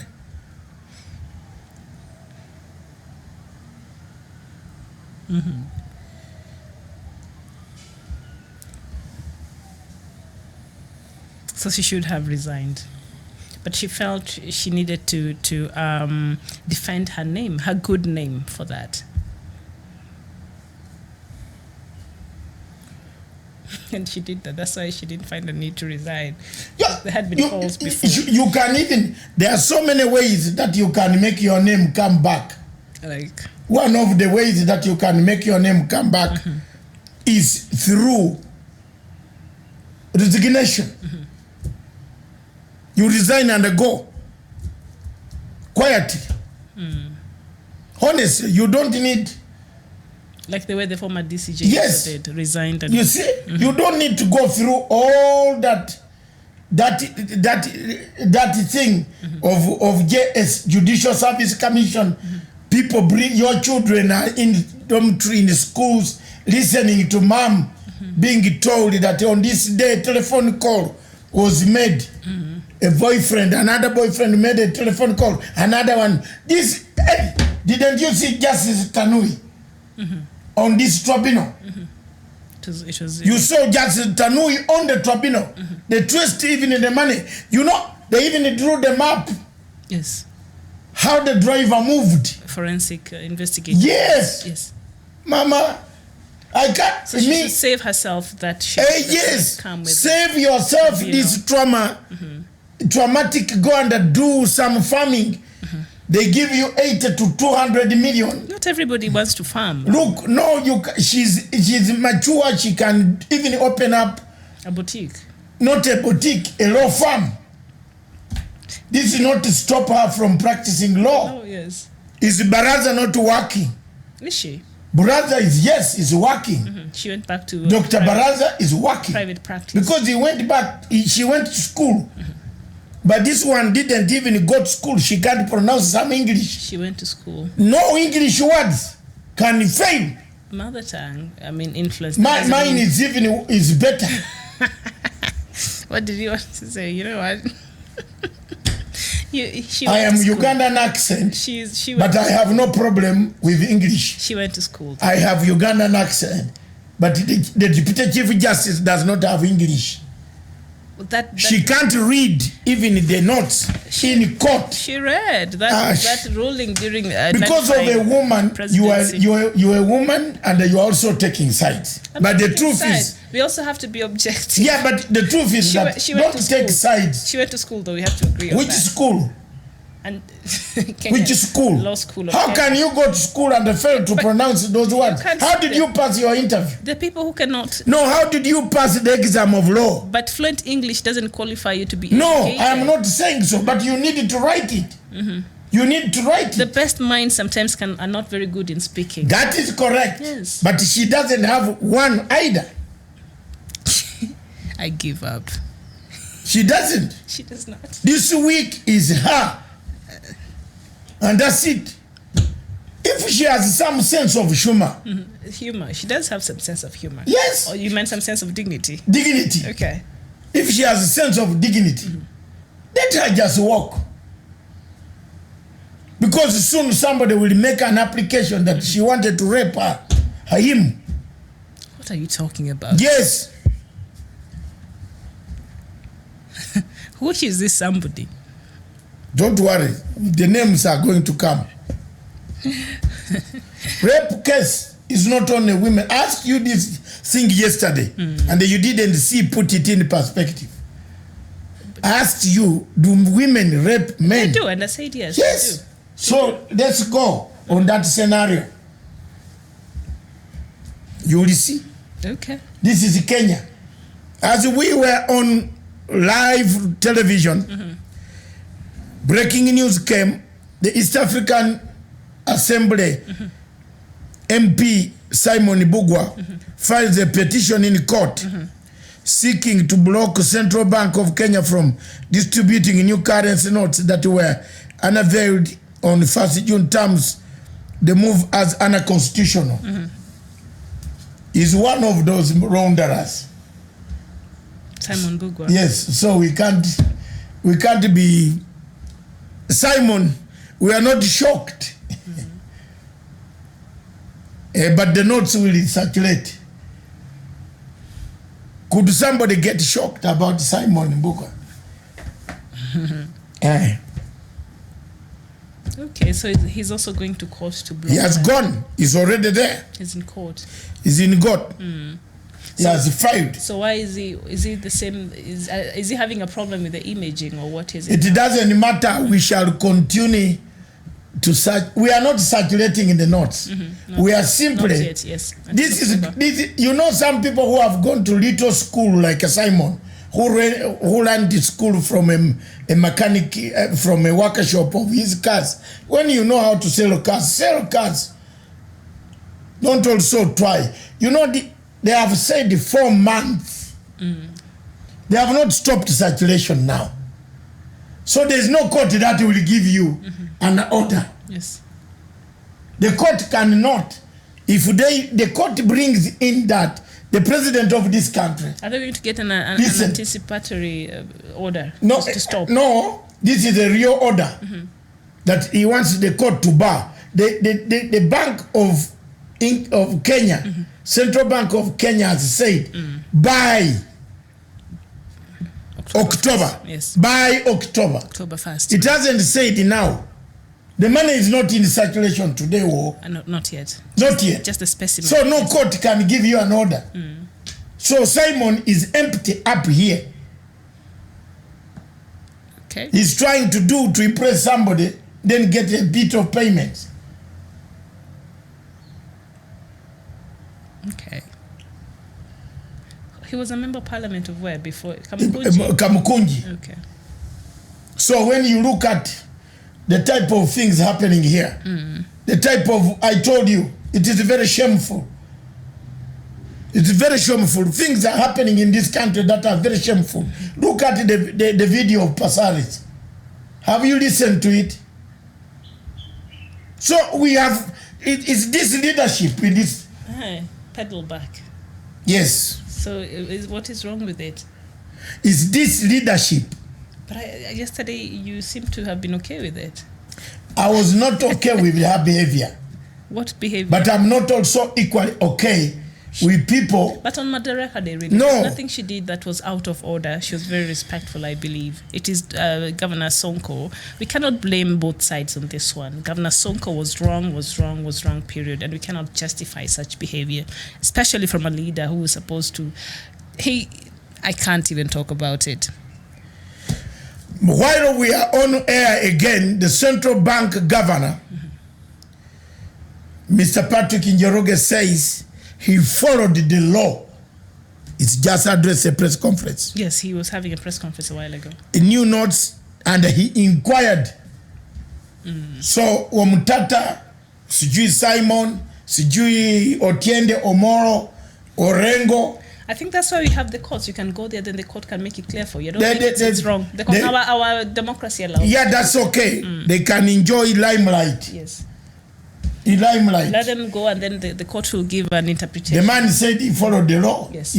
He's an independent organization. Yes. He doesn't need political consultation. I kind of like how do you go and it's tell... very professional in how he's been... How do you go and tell prisoners that I want to teach you how to escape from prison? Prison Break. Did you watch that show?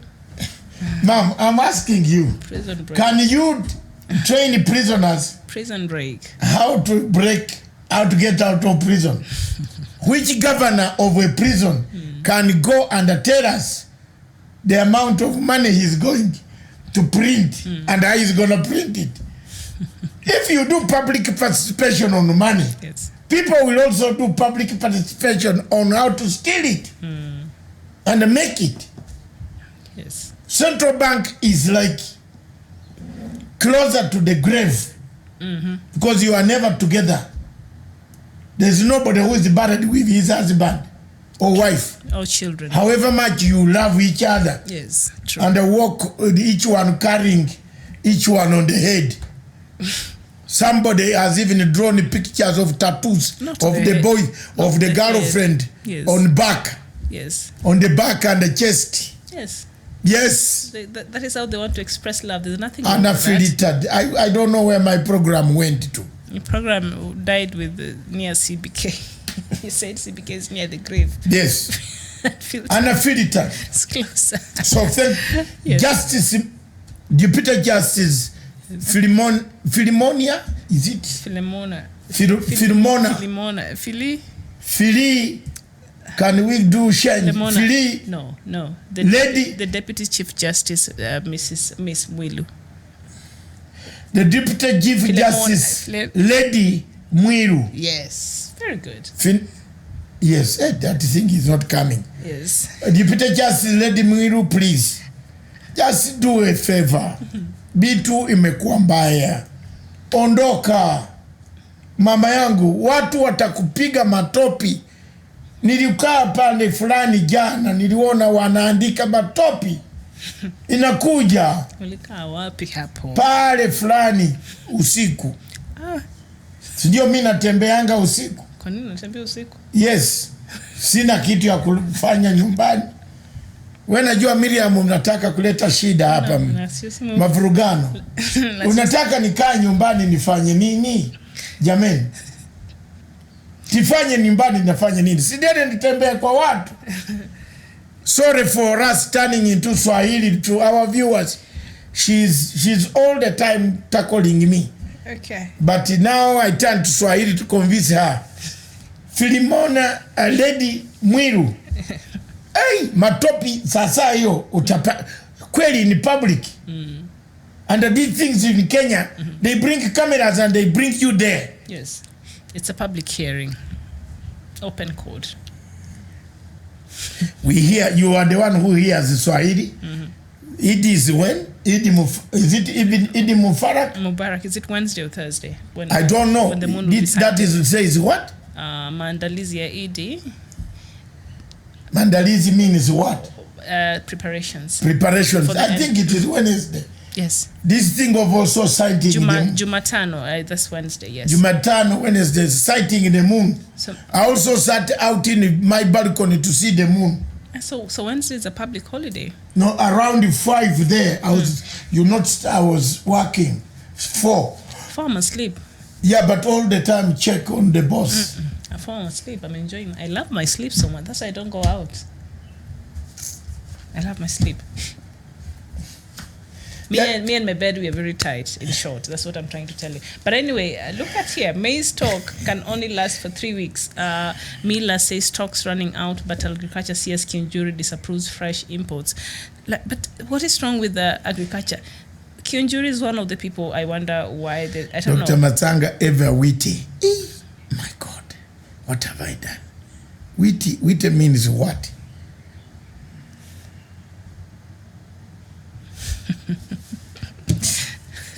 Then Joseph Oto Manase say kweli huyu ni ungwana machoka. Huyu ni ungwana? Huyu ni ungwana. You know that show by Leonard Mambo Botera. Yes. Ndio mimi nazungumza ya haki. Anauliza hayo haki ni ungwana kweli? Yes, it is. The deputy chief justice Lady Mwilu. Philomena Mwilu. Just pack and go. To leave the image, the Casimiro image of the court. The court is tainted, my dear sister. This court is tainted. Yes. This court is finished. This court has corrupt judges. Maraga is incompetent. Kila kitu mbaya. Na waizi wako kotini. Why doesn't the woman go and give space for some other things?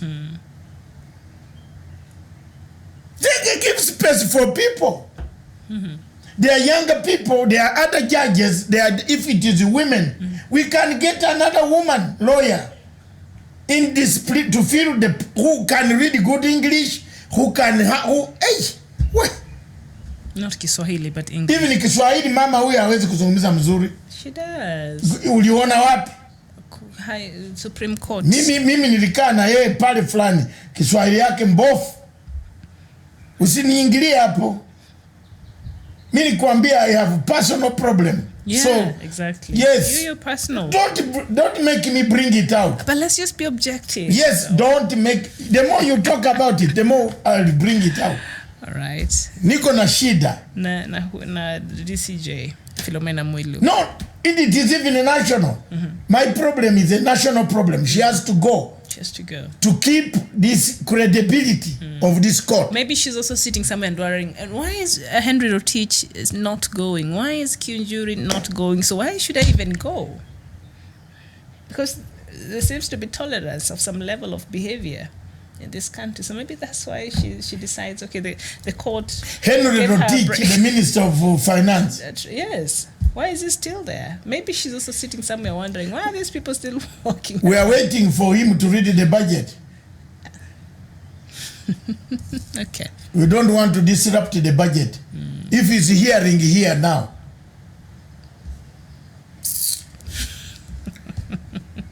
All right. Yes, I've seen a budget at Toke. Yes, people are fed up. If Njoroge went on, even if Njoroge consulted that Henry Rotich, the thing would be on the streets. Yes. Yes, he did it without. It should be like that. Yes, do this thing, Mr. President. Those are the type of people you should have in place. Because I could see the faces of the dignitaries during the celebration. Yes, they were shocked. Don't tell people. I like Trump for one thing. Trump said, if you are going to hit Baghdad, go and hit. Don't keep on radio, television, we are coming, we are coming. Trump, the Twitter guy who can't put himself together. Yes. Who tweets everything. If you want to finish corruption, just go arrest this guy, bundle him. By the time journalists arrive, he's already bailed out. Yes. But that's how and you are finished. Works. Yes. Whether you are a minister, whether you are what, Torah. Don't tell people this is what we don't want now. And Mr. President, this is very good. You are keeping a legacy. The people telling you not to do it, they have time to be presidents here. Hey, you don't have any time to be a president again. Walaya Mungu. Your Excellency, you don't have any extra time after 2022. Your legacy must be left, your stamp must be here. Unless nobody should tell you a lie that, oh, we are brother, my brother does do this, oh, we have been together. Let him wait. For you, the president, right now, this one, you have gone, you have earned. Which brother? The big brother? Which brother? Both of them. You know, he has the big brother. The big brother Raila. My younger brother. And the younger brother Ruto. They should not tell the president what to do. The president has to do it. The big brother. Because he has no time for the legacy. We have 38 months left. Those who read history can read history. That there was once a man called Matsanga, a Ugandan who supported Uhuru and Ruto in the ICC. That's historical. Yes, it's historical. And I'm still alive. Is ICC not going down? It's going down. And the giant is still walking. But they're still looking for people. They are not looking for me. Not you, but... I am not one of those on the list wanted. They're fishing around for... They can fish, but they will not fish me. Because I don't have anything to fish. In fact, if they fish me, I will fish them on that money of Sudan. I caught them also with their trousers and the skirts down in catch 22. Okay. But Sudan cannot bring any charge on me. Because she knows once you have brought a bandora box. I'll deliver everything. You know everything in these boxes. Have you seen the boxes? I'll carry them to the Hague and be the star. The morning star that people will open the television and see Dr. David Matsanga is online. The morning star. Morning star shining. I've been waiting for that moment. For a commission of inquiry into the ICC, into Kofi Annan, that Kofi Annan, how he stole the envelope from Kenya. I've been waiting. I want him to narrate, or his children, or his wife can come to court. Yes. And that's the legacy that Raila has gone to talk about. And they invite me. They made a mistake to invite me. I'm a member of Chatham House, and they said I'll be on the panel. But because of the respect I have for Dr. Raila Amolo Odinga, I don't want to go to London to oppose him and be on the floor and then oppose him. Because I will say so many bad things that will make the audience not like his speech. Kofi Annan did damage to this country. He did. He has no legacy left here. A lot of Kenyans remember him as one. A lot of Kenyans remember what? Who facilitated the facilitated, then steal the envelope. The piece that... then steal the envelope. Why is it that he did not come back to say hi to Uhuru? Because his mission was done. Why? Who sent him?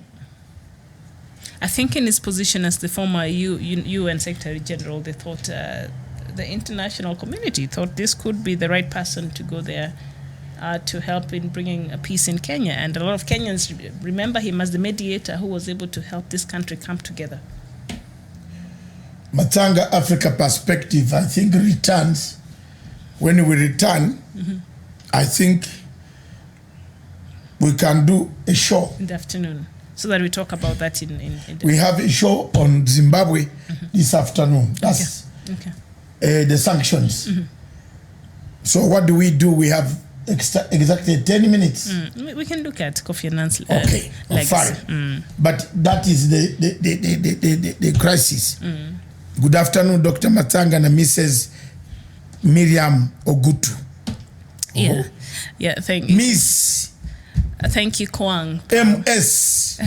Use the word MS. Bismarck has corrected him, Miss Miriam. Thank you, Bismarck, and thank you for joining. I've seen a lot of your contribution today up there. So, did Kofi Annan leave any legacy? So today, NASA leader Raila Odinga arrived actually in London yesterday for a 4-day visit at the United Kingdom, where he is scheduled to speak at the Chatham House on the legacy of former UN Secretary General Dr. Kofi Annan. Now, the Ghanaian was also a Nobel Peace Prize winner, died in August 2018 at the age age of 80, and he was undergoing treatment in Switzerland. Now, according to some information I got at Chatham House, they say in a decade as a UN Secretary General, Kofi Annan championed a vision of global governance anchored in shared responsibility and the rights and the dignity of the individual. Do you agree with that statement from Chatham House? No. Why not? I'm a member of the Chatham House for 24 years. I pay my subscription monthly, yearly. I've remaining 2 years to become a life member. It takes how long for you to be considered a life member? About 26. So do you apply for it? No, automatic. Oh, it's automatic. Yes. So you don't have to worry the SADC style with the No. Burundi. Okay. There's no Sadaka style. With Burundi. All right, I'm joking. If you study political science and international relations in London, and international relations in London, yes, you have access. You are incorporated in Chatham House think tank for research and other things. Okay. If you are a bright student who gets first class honors in any of the subjects, you are earmarked by agencies like the Geographical Society of United Kingdom, the Royal Geographical Society, the Chatham House, the think tank. There are several think tanks. The International Institute of Strategic Studies, where I'm also a life member again. It discusses quite a number of global. You think, you see why the British are ahead of us, that there will be no hunger 400 years to come. They have kept the food. Yes. Why they are able to send us the food is because they do research. It's because they sit down and assess what might happen when Miriam is not here. Yes. Or when David is not there.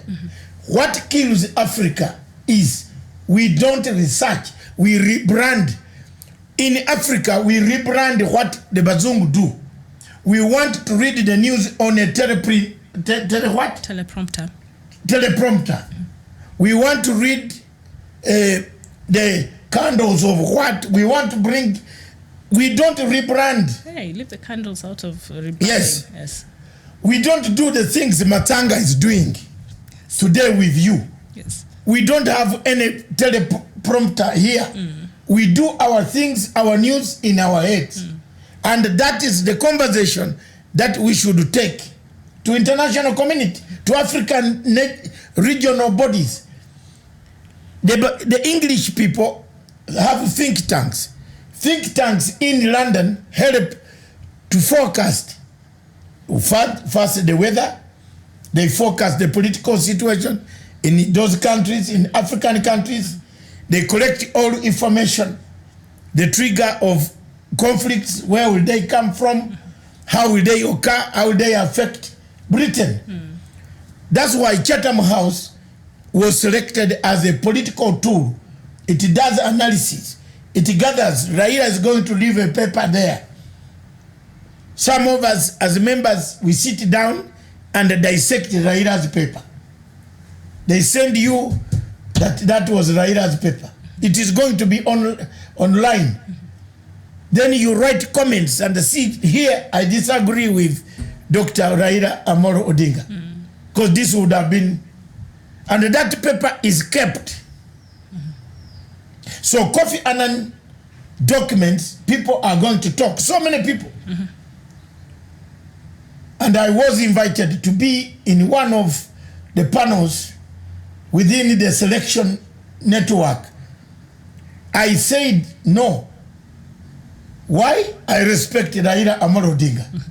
I wouldn't want to go in London to have a shouting match with Raila Amolo Odinga on the audience. Why? I'm going to say negative things about Kofi Annan. But is it all 100% negative? Is there nothing good that you think Kofi Annan did? To me, the negative things that Kofi Annan did to Africa outweigh The good ones. The good ones that he did. But can you think of one good thing that he did? Let me first start with the bad thing. What Kofi Annan did. I will start mainly on the African continent. One of the disasters that Kofi Annan brought about on this continent, the first indicator of how bad he was going to be was the Rwanda genocide. He was not the Secretary General by then. But a year later on, he became the Secretary General. He was the man as a chief UN peacekeeping forces around the world. He was in charge of it. He did not take decisions to stop the slaughter of the Rwandese by Hutu extremists. He watched it through the French intelligence system. They allowed the slaughter of the Tutsi in the hands of the Hutu. As an African, I have no sympathy but to pray for God to strengthen his soul wherever he is. That's one. We go to West Africa. As a Secretary General, the war in Sierra Leone, Liberia, took millions, hundreds of thousands of people. Mr. Kofi Annan watched the slaughter, the plunder, the destruction of Sierra Leone and Liberia. Mr. Kofi Annan acted on instructions of the power to be on the Security Council that governed him, and that power was France. He worked in close collaboration with the French people to allow the massacre of so many people in that conflict. It never ended well. It ended up in a disaster, and someone was held responsible for it. That is Mr. Taylor. Mr. Kofi Annan saw the destruction of Iraq. He ordered the destruction of Iraq. There were no weapons of mass destruction in Iraq. A good African would have stood up and rejected. Against the United States? Yes. The Secretary General played a crucial role in accelerating the dismembering of Iraq.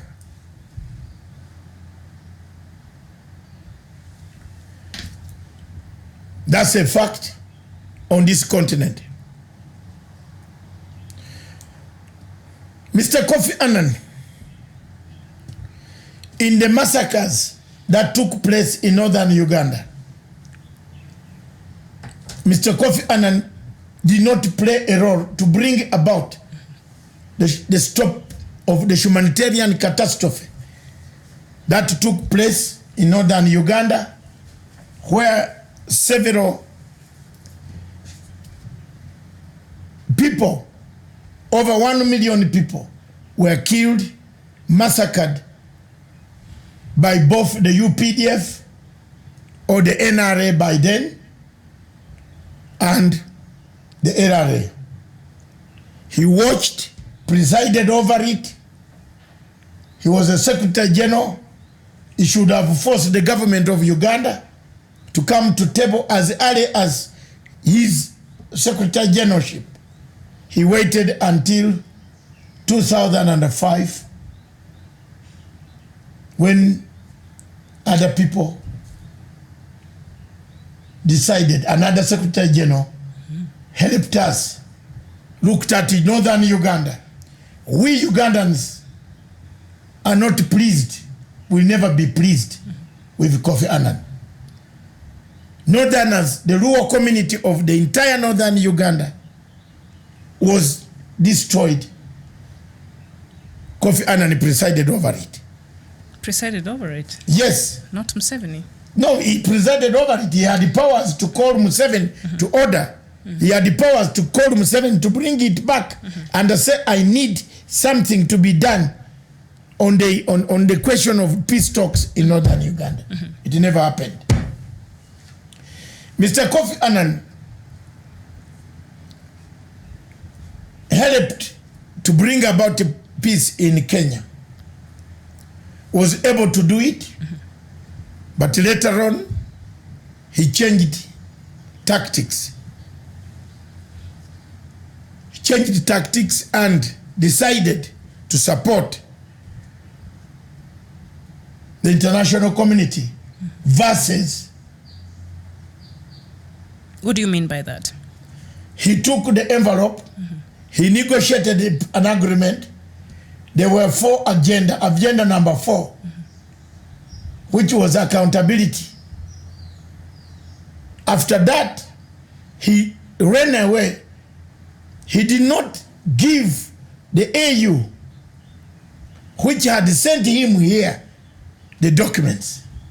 Instead, what he did was to give a body, an amorphous body, called it the International Criminal Court, a body of diplomats. Kenyans have decided to go that route in Parliament. Don't be vague, let's go Hague. I remember.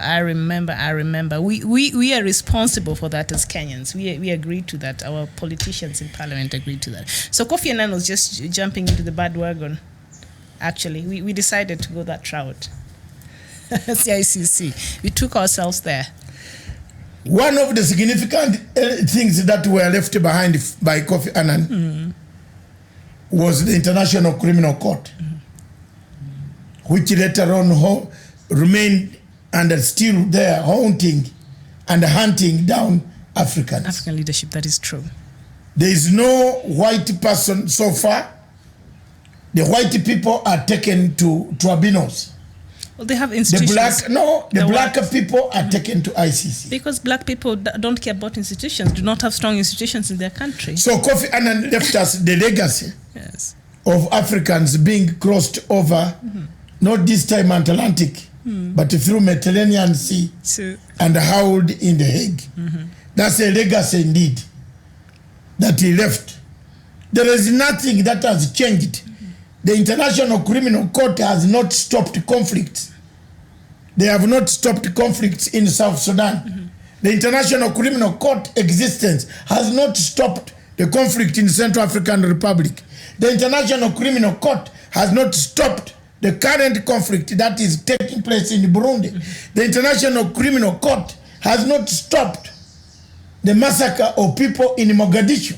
The International Criminal Court has not stopped the killings in Ivory Coast. The Ivory Coast issue in Africa was Kofi Annan. Which side was Kofi Annan? Kofi Annan in Ivory Coast, Cote d'Ivoire. Kofi Annan was on the side of the French. He never stood by Babgo. He never stood by Africa. Babgo lost. Babgo won. Ouattara lost. Ouattara lost. Yes. After Ouattara had lost, there was need. We have a caller from Tanzania. I think he might be contributing to the topic. Hello, good morning. Professor Nangwe, can you talk or you are busy? Professor Nangwe, I was discussing the issue of Kofi Annan legacy. Can we put you live on our television as we are? Because I saw the number coming from Tanzania. I wanted you to make... I am in class. Yes. I just wanted to stop. Anyway, if you don't mind... I call you after. Yes, I wind up. I call you after. I'll call you after. Yes, Professor. If you are in the campus, in class, I'll call you after, but I wanted to discuss the Kofi Annan issue. Okay, otherwise, how is Tanzania?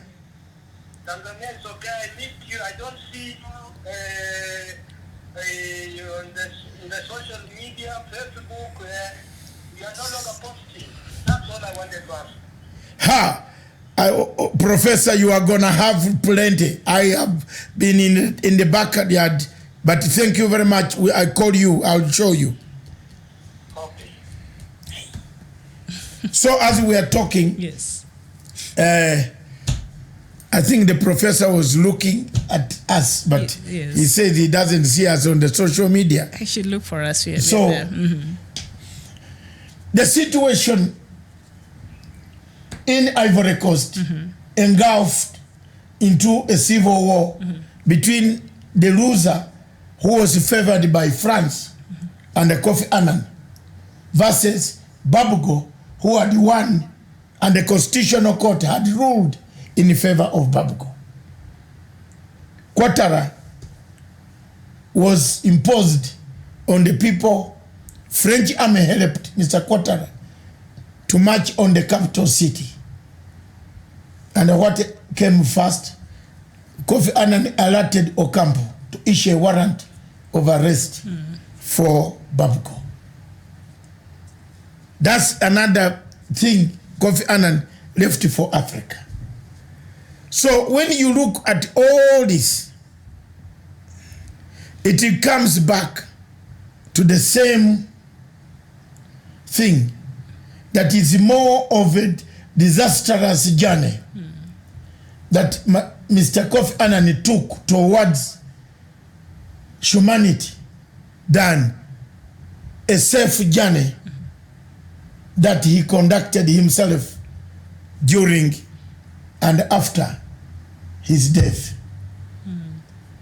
The last assignment of Mr. Kofi Annan was in Syria, where Kofi Annan was the last envoy to see Ali Bashir, the Saddam, the president of Ali Bashar. What is his name? The son of Which country? Syria. Al-Assad. Al-Assad. Kofi Annan went there as an envoy of the UN proposed by France. Again, the war against ISIS in Syria was sparked by the French. The Americans were not aware of this. Americans came in when they saw ISIS spreading almost across the whole Middle East to curtail down. Even the Israelis were not aware. The French just went and sparked a war, destroyed the country. In Aleppo, Aleppo was one of the best places where St. Paul used to preach in the Bible. Historical buildings of the former Middle East or the Jewish state, Palestine. Yes. The entire Jewish state, everybody was there, destroyed. Kofi Annan was the first to go to Damascus as a UN envoy, and he had plotted to destroy that son of Assad. Unfortunately, the guys knew about it. He ran away before they catch him.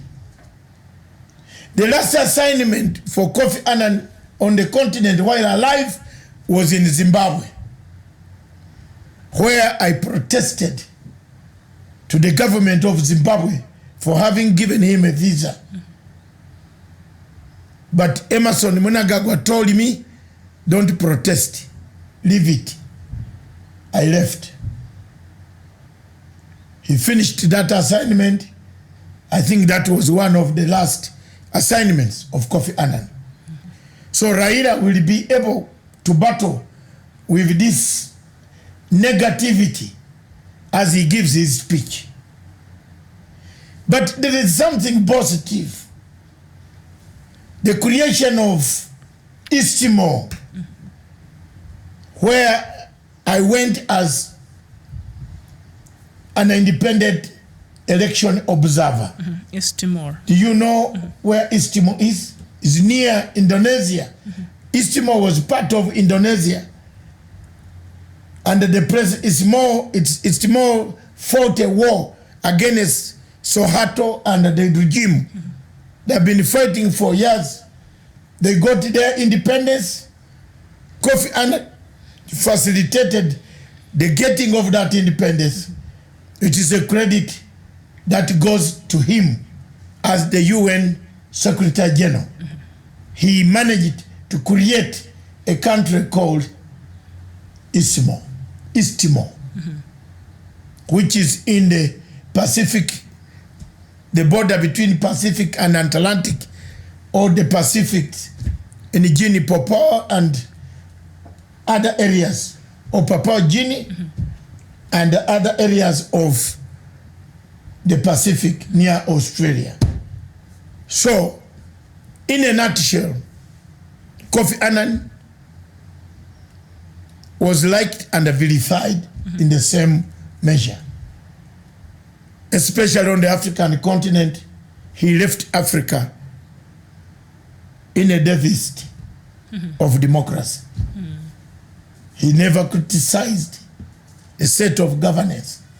But that's the problem. When they criticize, he will not even be allowed to go to those countries. Democracy and governance is something African leadership don't want to hear about. So his legacy, yes. Another thing that brought Kofi Annan to the limelight is the theft of oil for corruption. Yes. He presided over a corrupt legacy at the UN. Yet the UN was supposed to fight corruption. Kofi Annan presided over corruption, oil for food scandal that erupted in Iraq. His son was widely mentioned, but because of the French connections, that case has never seen the light. The light of day. And may God help his soul that the case does not follow him. And then Kofi Annan set up what we call Kofi Annan Foundation. Kofi Annan Foundation is a foundation to overthrow governments on the continent. Can anybody in Africa show me a school that Kofi Annan Foundation built? Can anybody in Africa show me a road that Kofi Annan helped to build? Can anybody in Africa show me a dam that Kofi Annan helped to build? Can anybody in Africa show me a student that Kofi Annan paid school fees for? A legacy. A legacy indeed. A legacy. A legacy. A legacy full of pitfalls. A legacy damaged by foreign-sponsored open society syndrome. A legacy that comes to haunt Africans and take them to the ICT. That's what he left. He left a legacy, a yawning gap between the poor and the rich. He earned it himself. He had the money, but he never distributed this money to us. In Ghana, his native Ghana, there is one polytechnic. Kofi Annan was in a clique that overthrew Nkrumah. I have never forgiven. I have to speak my mind out. If you are talking about the legacy, the clique of General Achampong, Kofi Annan, the Busia, Nana Busia, the father of Nana Busia now, and the Kofi Busia. This is the clique that overthrew General, the first president of Pan-Africanism, Kwame Nkrumah. I've never forgiven. The history of this type of person who grew up, who worked as a civil servant in the UN, growing on, is equivalent to DCJ Mwilu. Whereas DCJ Mwilu in Kenya grew up on beauty, Kofi Annan grew up on patronage to the ranks of the highest level. I am sure people like Oralo Tunu are in London to praise Kofi Annan. I'm not. Because Oralo Tunu also worked on patronage, not me. Kofi Annan went and created the Kofi Annan Foundation to overthrow governments, to engage itself in trade, in oil. Ghana, President Mahama of Ghana lost his election because he refused to sign a contract between him and the Total Oil, which Kofi Annan had taken to Accra to get the contract. Kofi Annan teamed up with many people, especially Vanguard Africa, Johnny Carsons. They are all crowded in London today, in Chatham House. These are men I don't want to see face to face because they have killed Africa. They destroy Africa. They make this continent look ugly. Yet this continent has got quite a lot of potential to stand up and rise itself. Kofi Annan wanted Mugabe to be taken to The Hague for Operation Murambatsina. Kofi Annan, oh my God, the humanitarian catastrophe of the people of Zimbabwe. Kofi Annan was the Secretary General, presided over their killings, over being killed by hunger, by humanitarian catastrophe as a result of sanctions. Kofi Annan in Democratic Republic of Congo, the fighting between the factions in Congo were presided over by Kofi Annan. He never sent a clear, straightforward message about that country, Congo. The destruction of most of the countries, the emergence of Mandela from prison gave Kofi Annan some clout, but he didn't participate in condemnation. One of the reasons why Nkrumah was overthrown is condemnation of the arrest of Mandela. One of the reasons why Obote lost his government is the condemnation of arrest and detention of Mandela. One of the reasons why Nyerere was hated is the condemnation of apartheid regime. One of the reasons why Kenyatta was hated is because of the type of politics that is in the Security Council. And today, I tell you, this politics is back. Kofi Annan left more of a disastrous journey than a united journey in the world. Yes, but Chatham House seems to think different. They're saying Annan pressed for human rights and development to be at the center of international efforts and sought to broaden participation in shaping and delivering solutions to global challenges. As the United Nations 75th anniversary approaches, the conference will explore Annan's legacy for the future of global governance. So that's why they're holding this. There's no global governance. They're using him as what the work he did to help them. Chatham. Ma'am, it is not there. It cannot work. You see, it can't. But that's according to Chatham House. And so we've just been looking at the legacy of Kofi Annan there. Dr. Matsanga is just giving his perspective and how he thinks Kofi Annan might have contributed before his, his death in 2018 at the age of 80, and he was undergoing treatment in Switzerland, and of course. In Kenya, he's remembered for playing a very vital role in bringing the two fractions together. Raila's invitation to speak about Annan's legacy is largely due to the mediation role he played in Kenya during the 2007 disputed presidential election won by President Mwai Kibaki, which was contested by then opposition leader Raila Odinga. And of course, in that, we lost about 1,300 Kenyans that were killed in the country's worst political dispute that even threatened to divide this country into half. But Kofi Annan is remembered in this country as one of the people who really played a very vital role in the mediation peace process, and which later even culminated in some of the leaders being taken to The Hague. But that was Kenya's decision, really.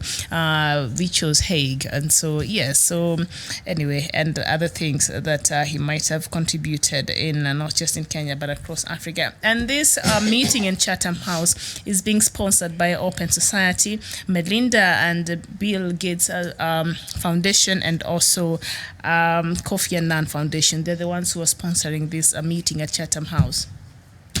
Open Society, Melinda and Gates, Bill Gates Foundation, and also Kofi Annan Foundation.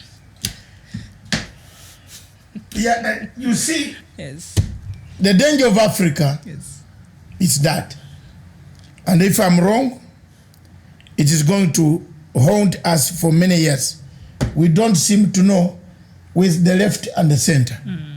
But truly speaking, Kofi Annan Foundation was used for toppling governments in Africa. Okay. We shall have more time. We wish the former Prime Minister Raila Amolo Odinga the good work.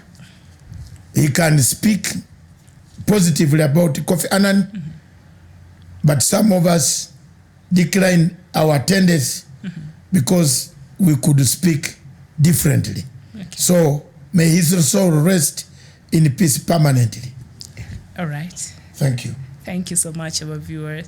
We thank you so much for engaging with us this morning. It's actually way in the afternoon, 21 minutes past 1 p.m. here in Nairobi. And of course, we started with the news of what the current happenings in Sudan. I don't know what is the latest. I've not been able to check the latest in Sudan, but we'll keep you updated in the new developments in Sudan's political dynamics and the leadership dynamics that now turned chaotic very early this morning when protesters were attacked by the army, wanting to remove them from the streets using force, and the protesters were not having it. So far, one of our viewers was saying 8 people have been killed, but the officials' reports we had received earlier were that 2 people had already been killed since morning. So we don't know what is happening right now, but we will keep you posted. Thank you so much for keeping us company, and hopefully we'll meet you here in our next broadcast. This has been Good Morning Africa.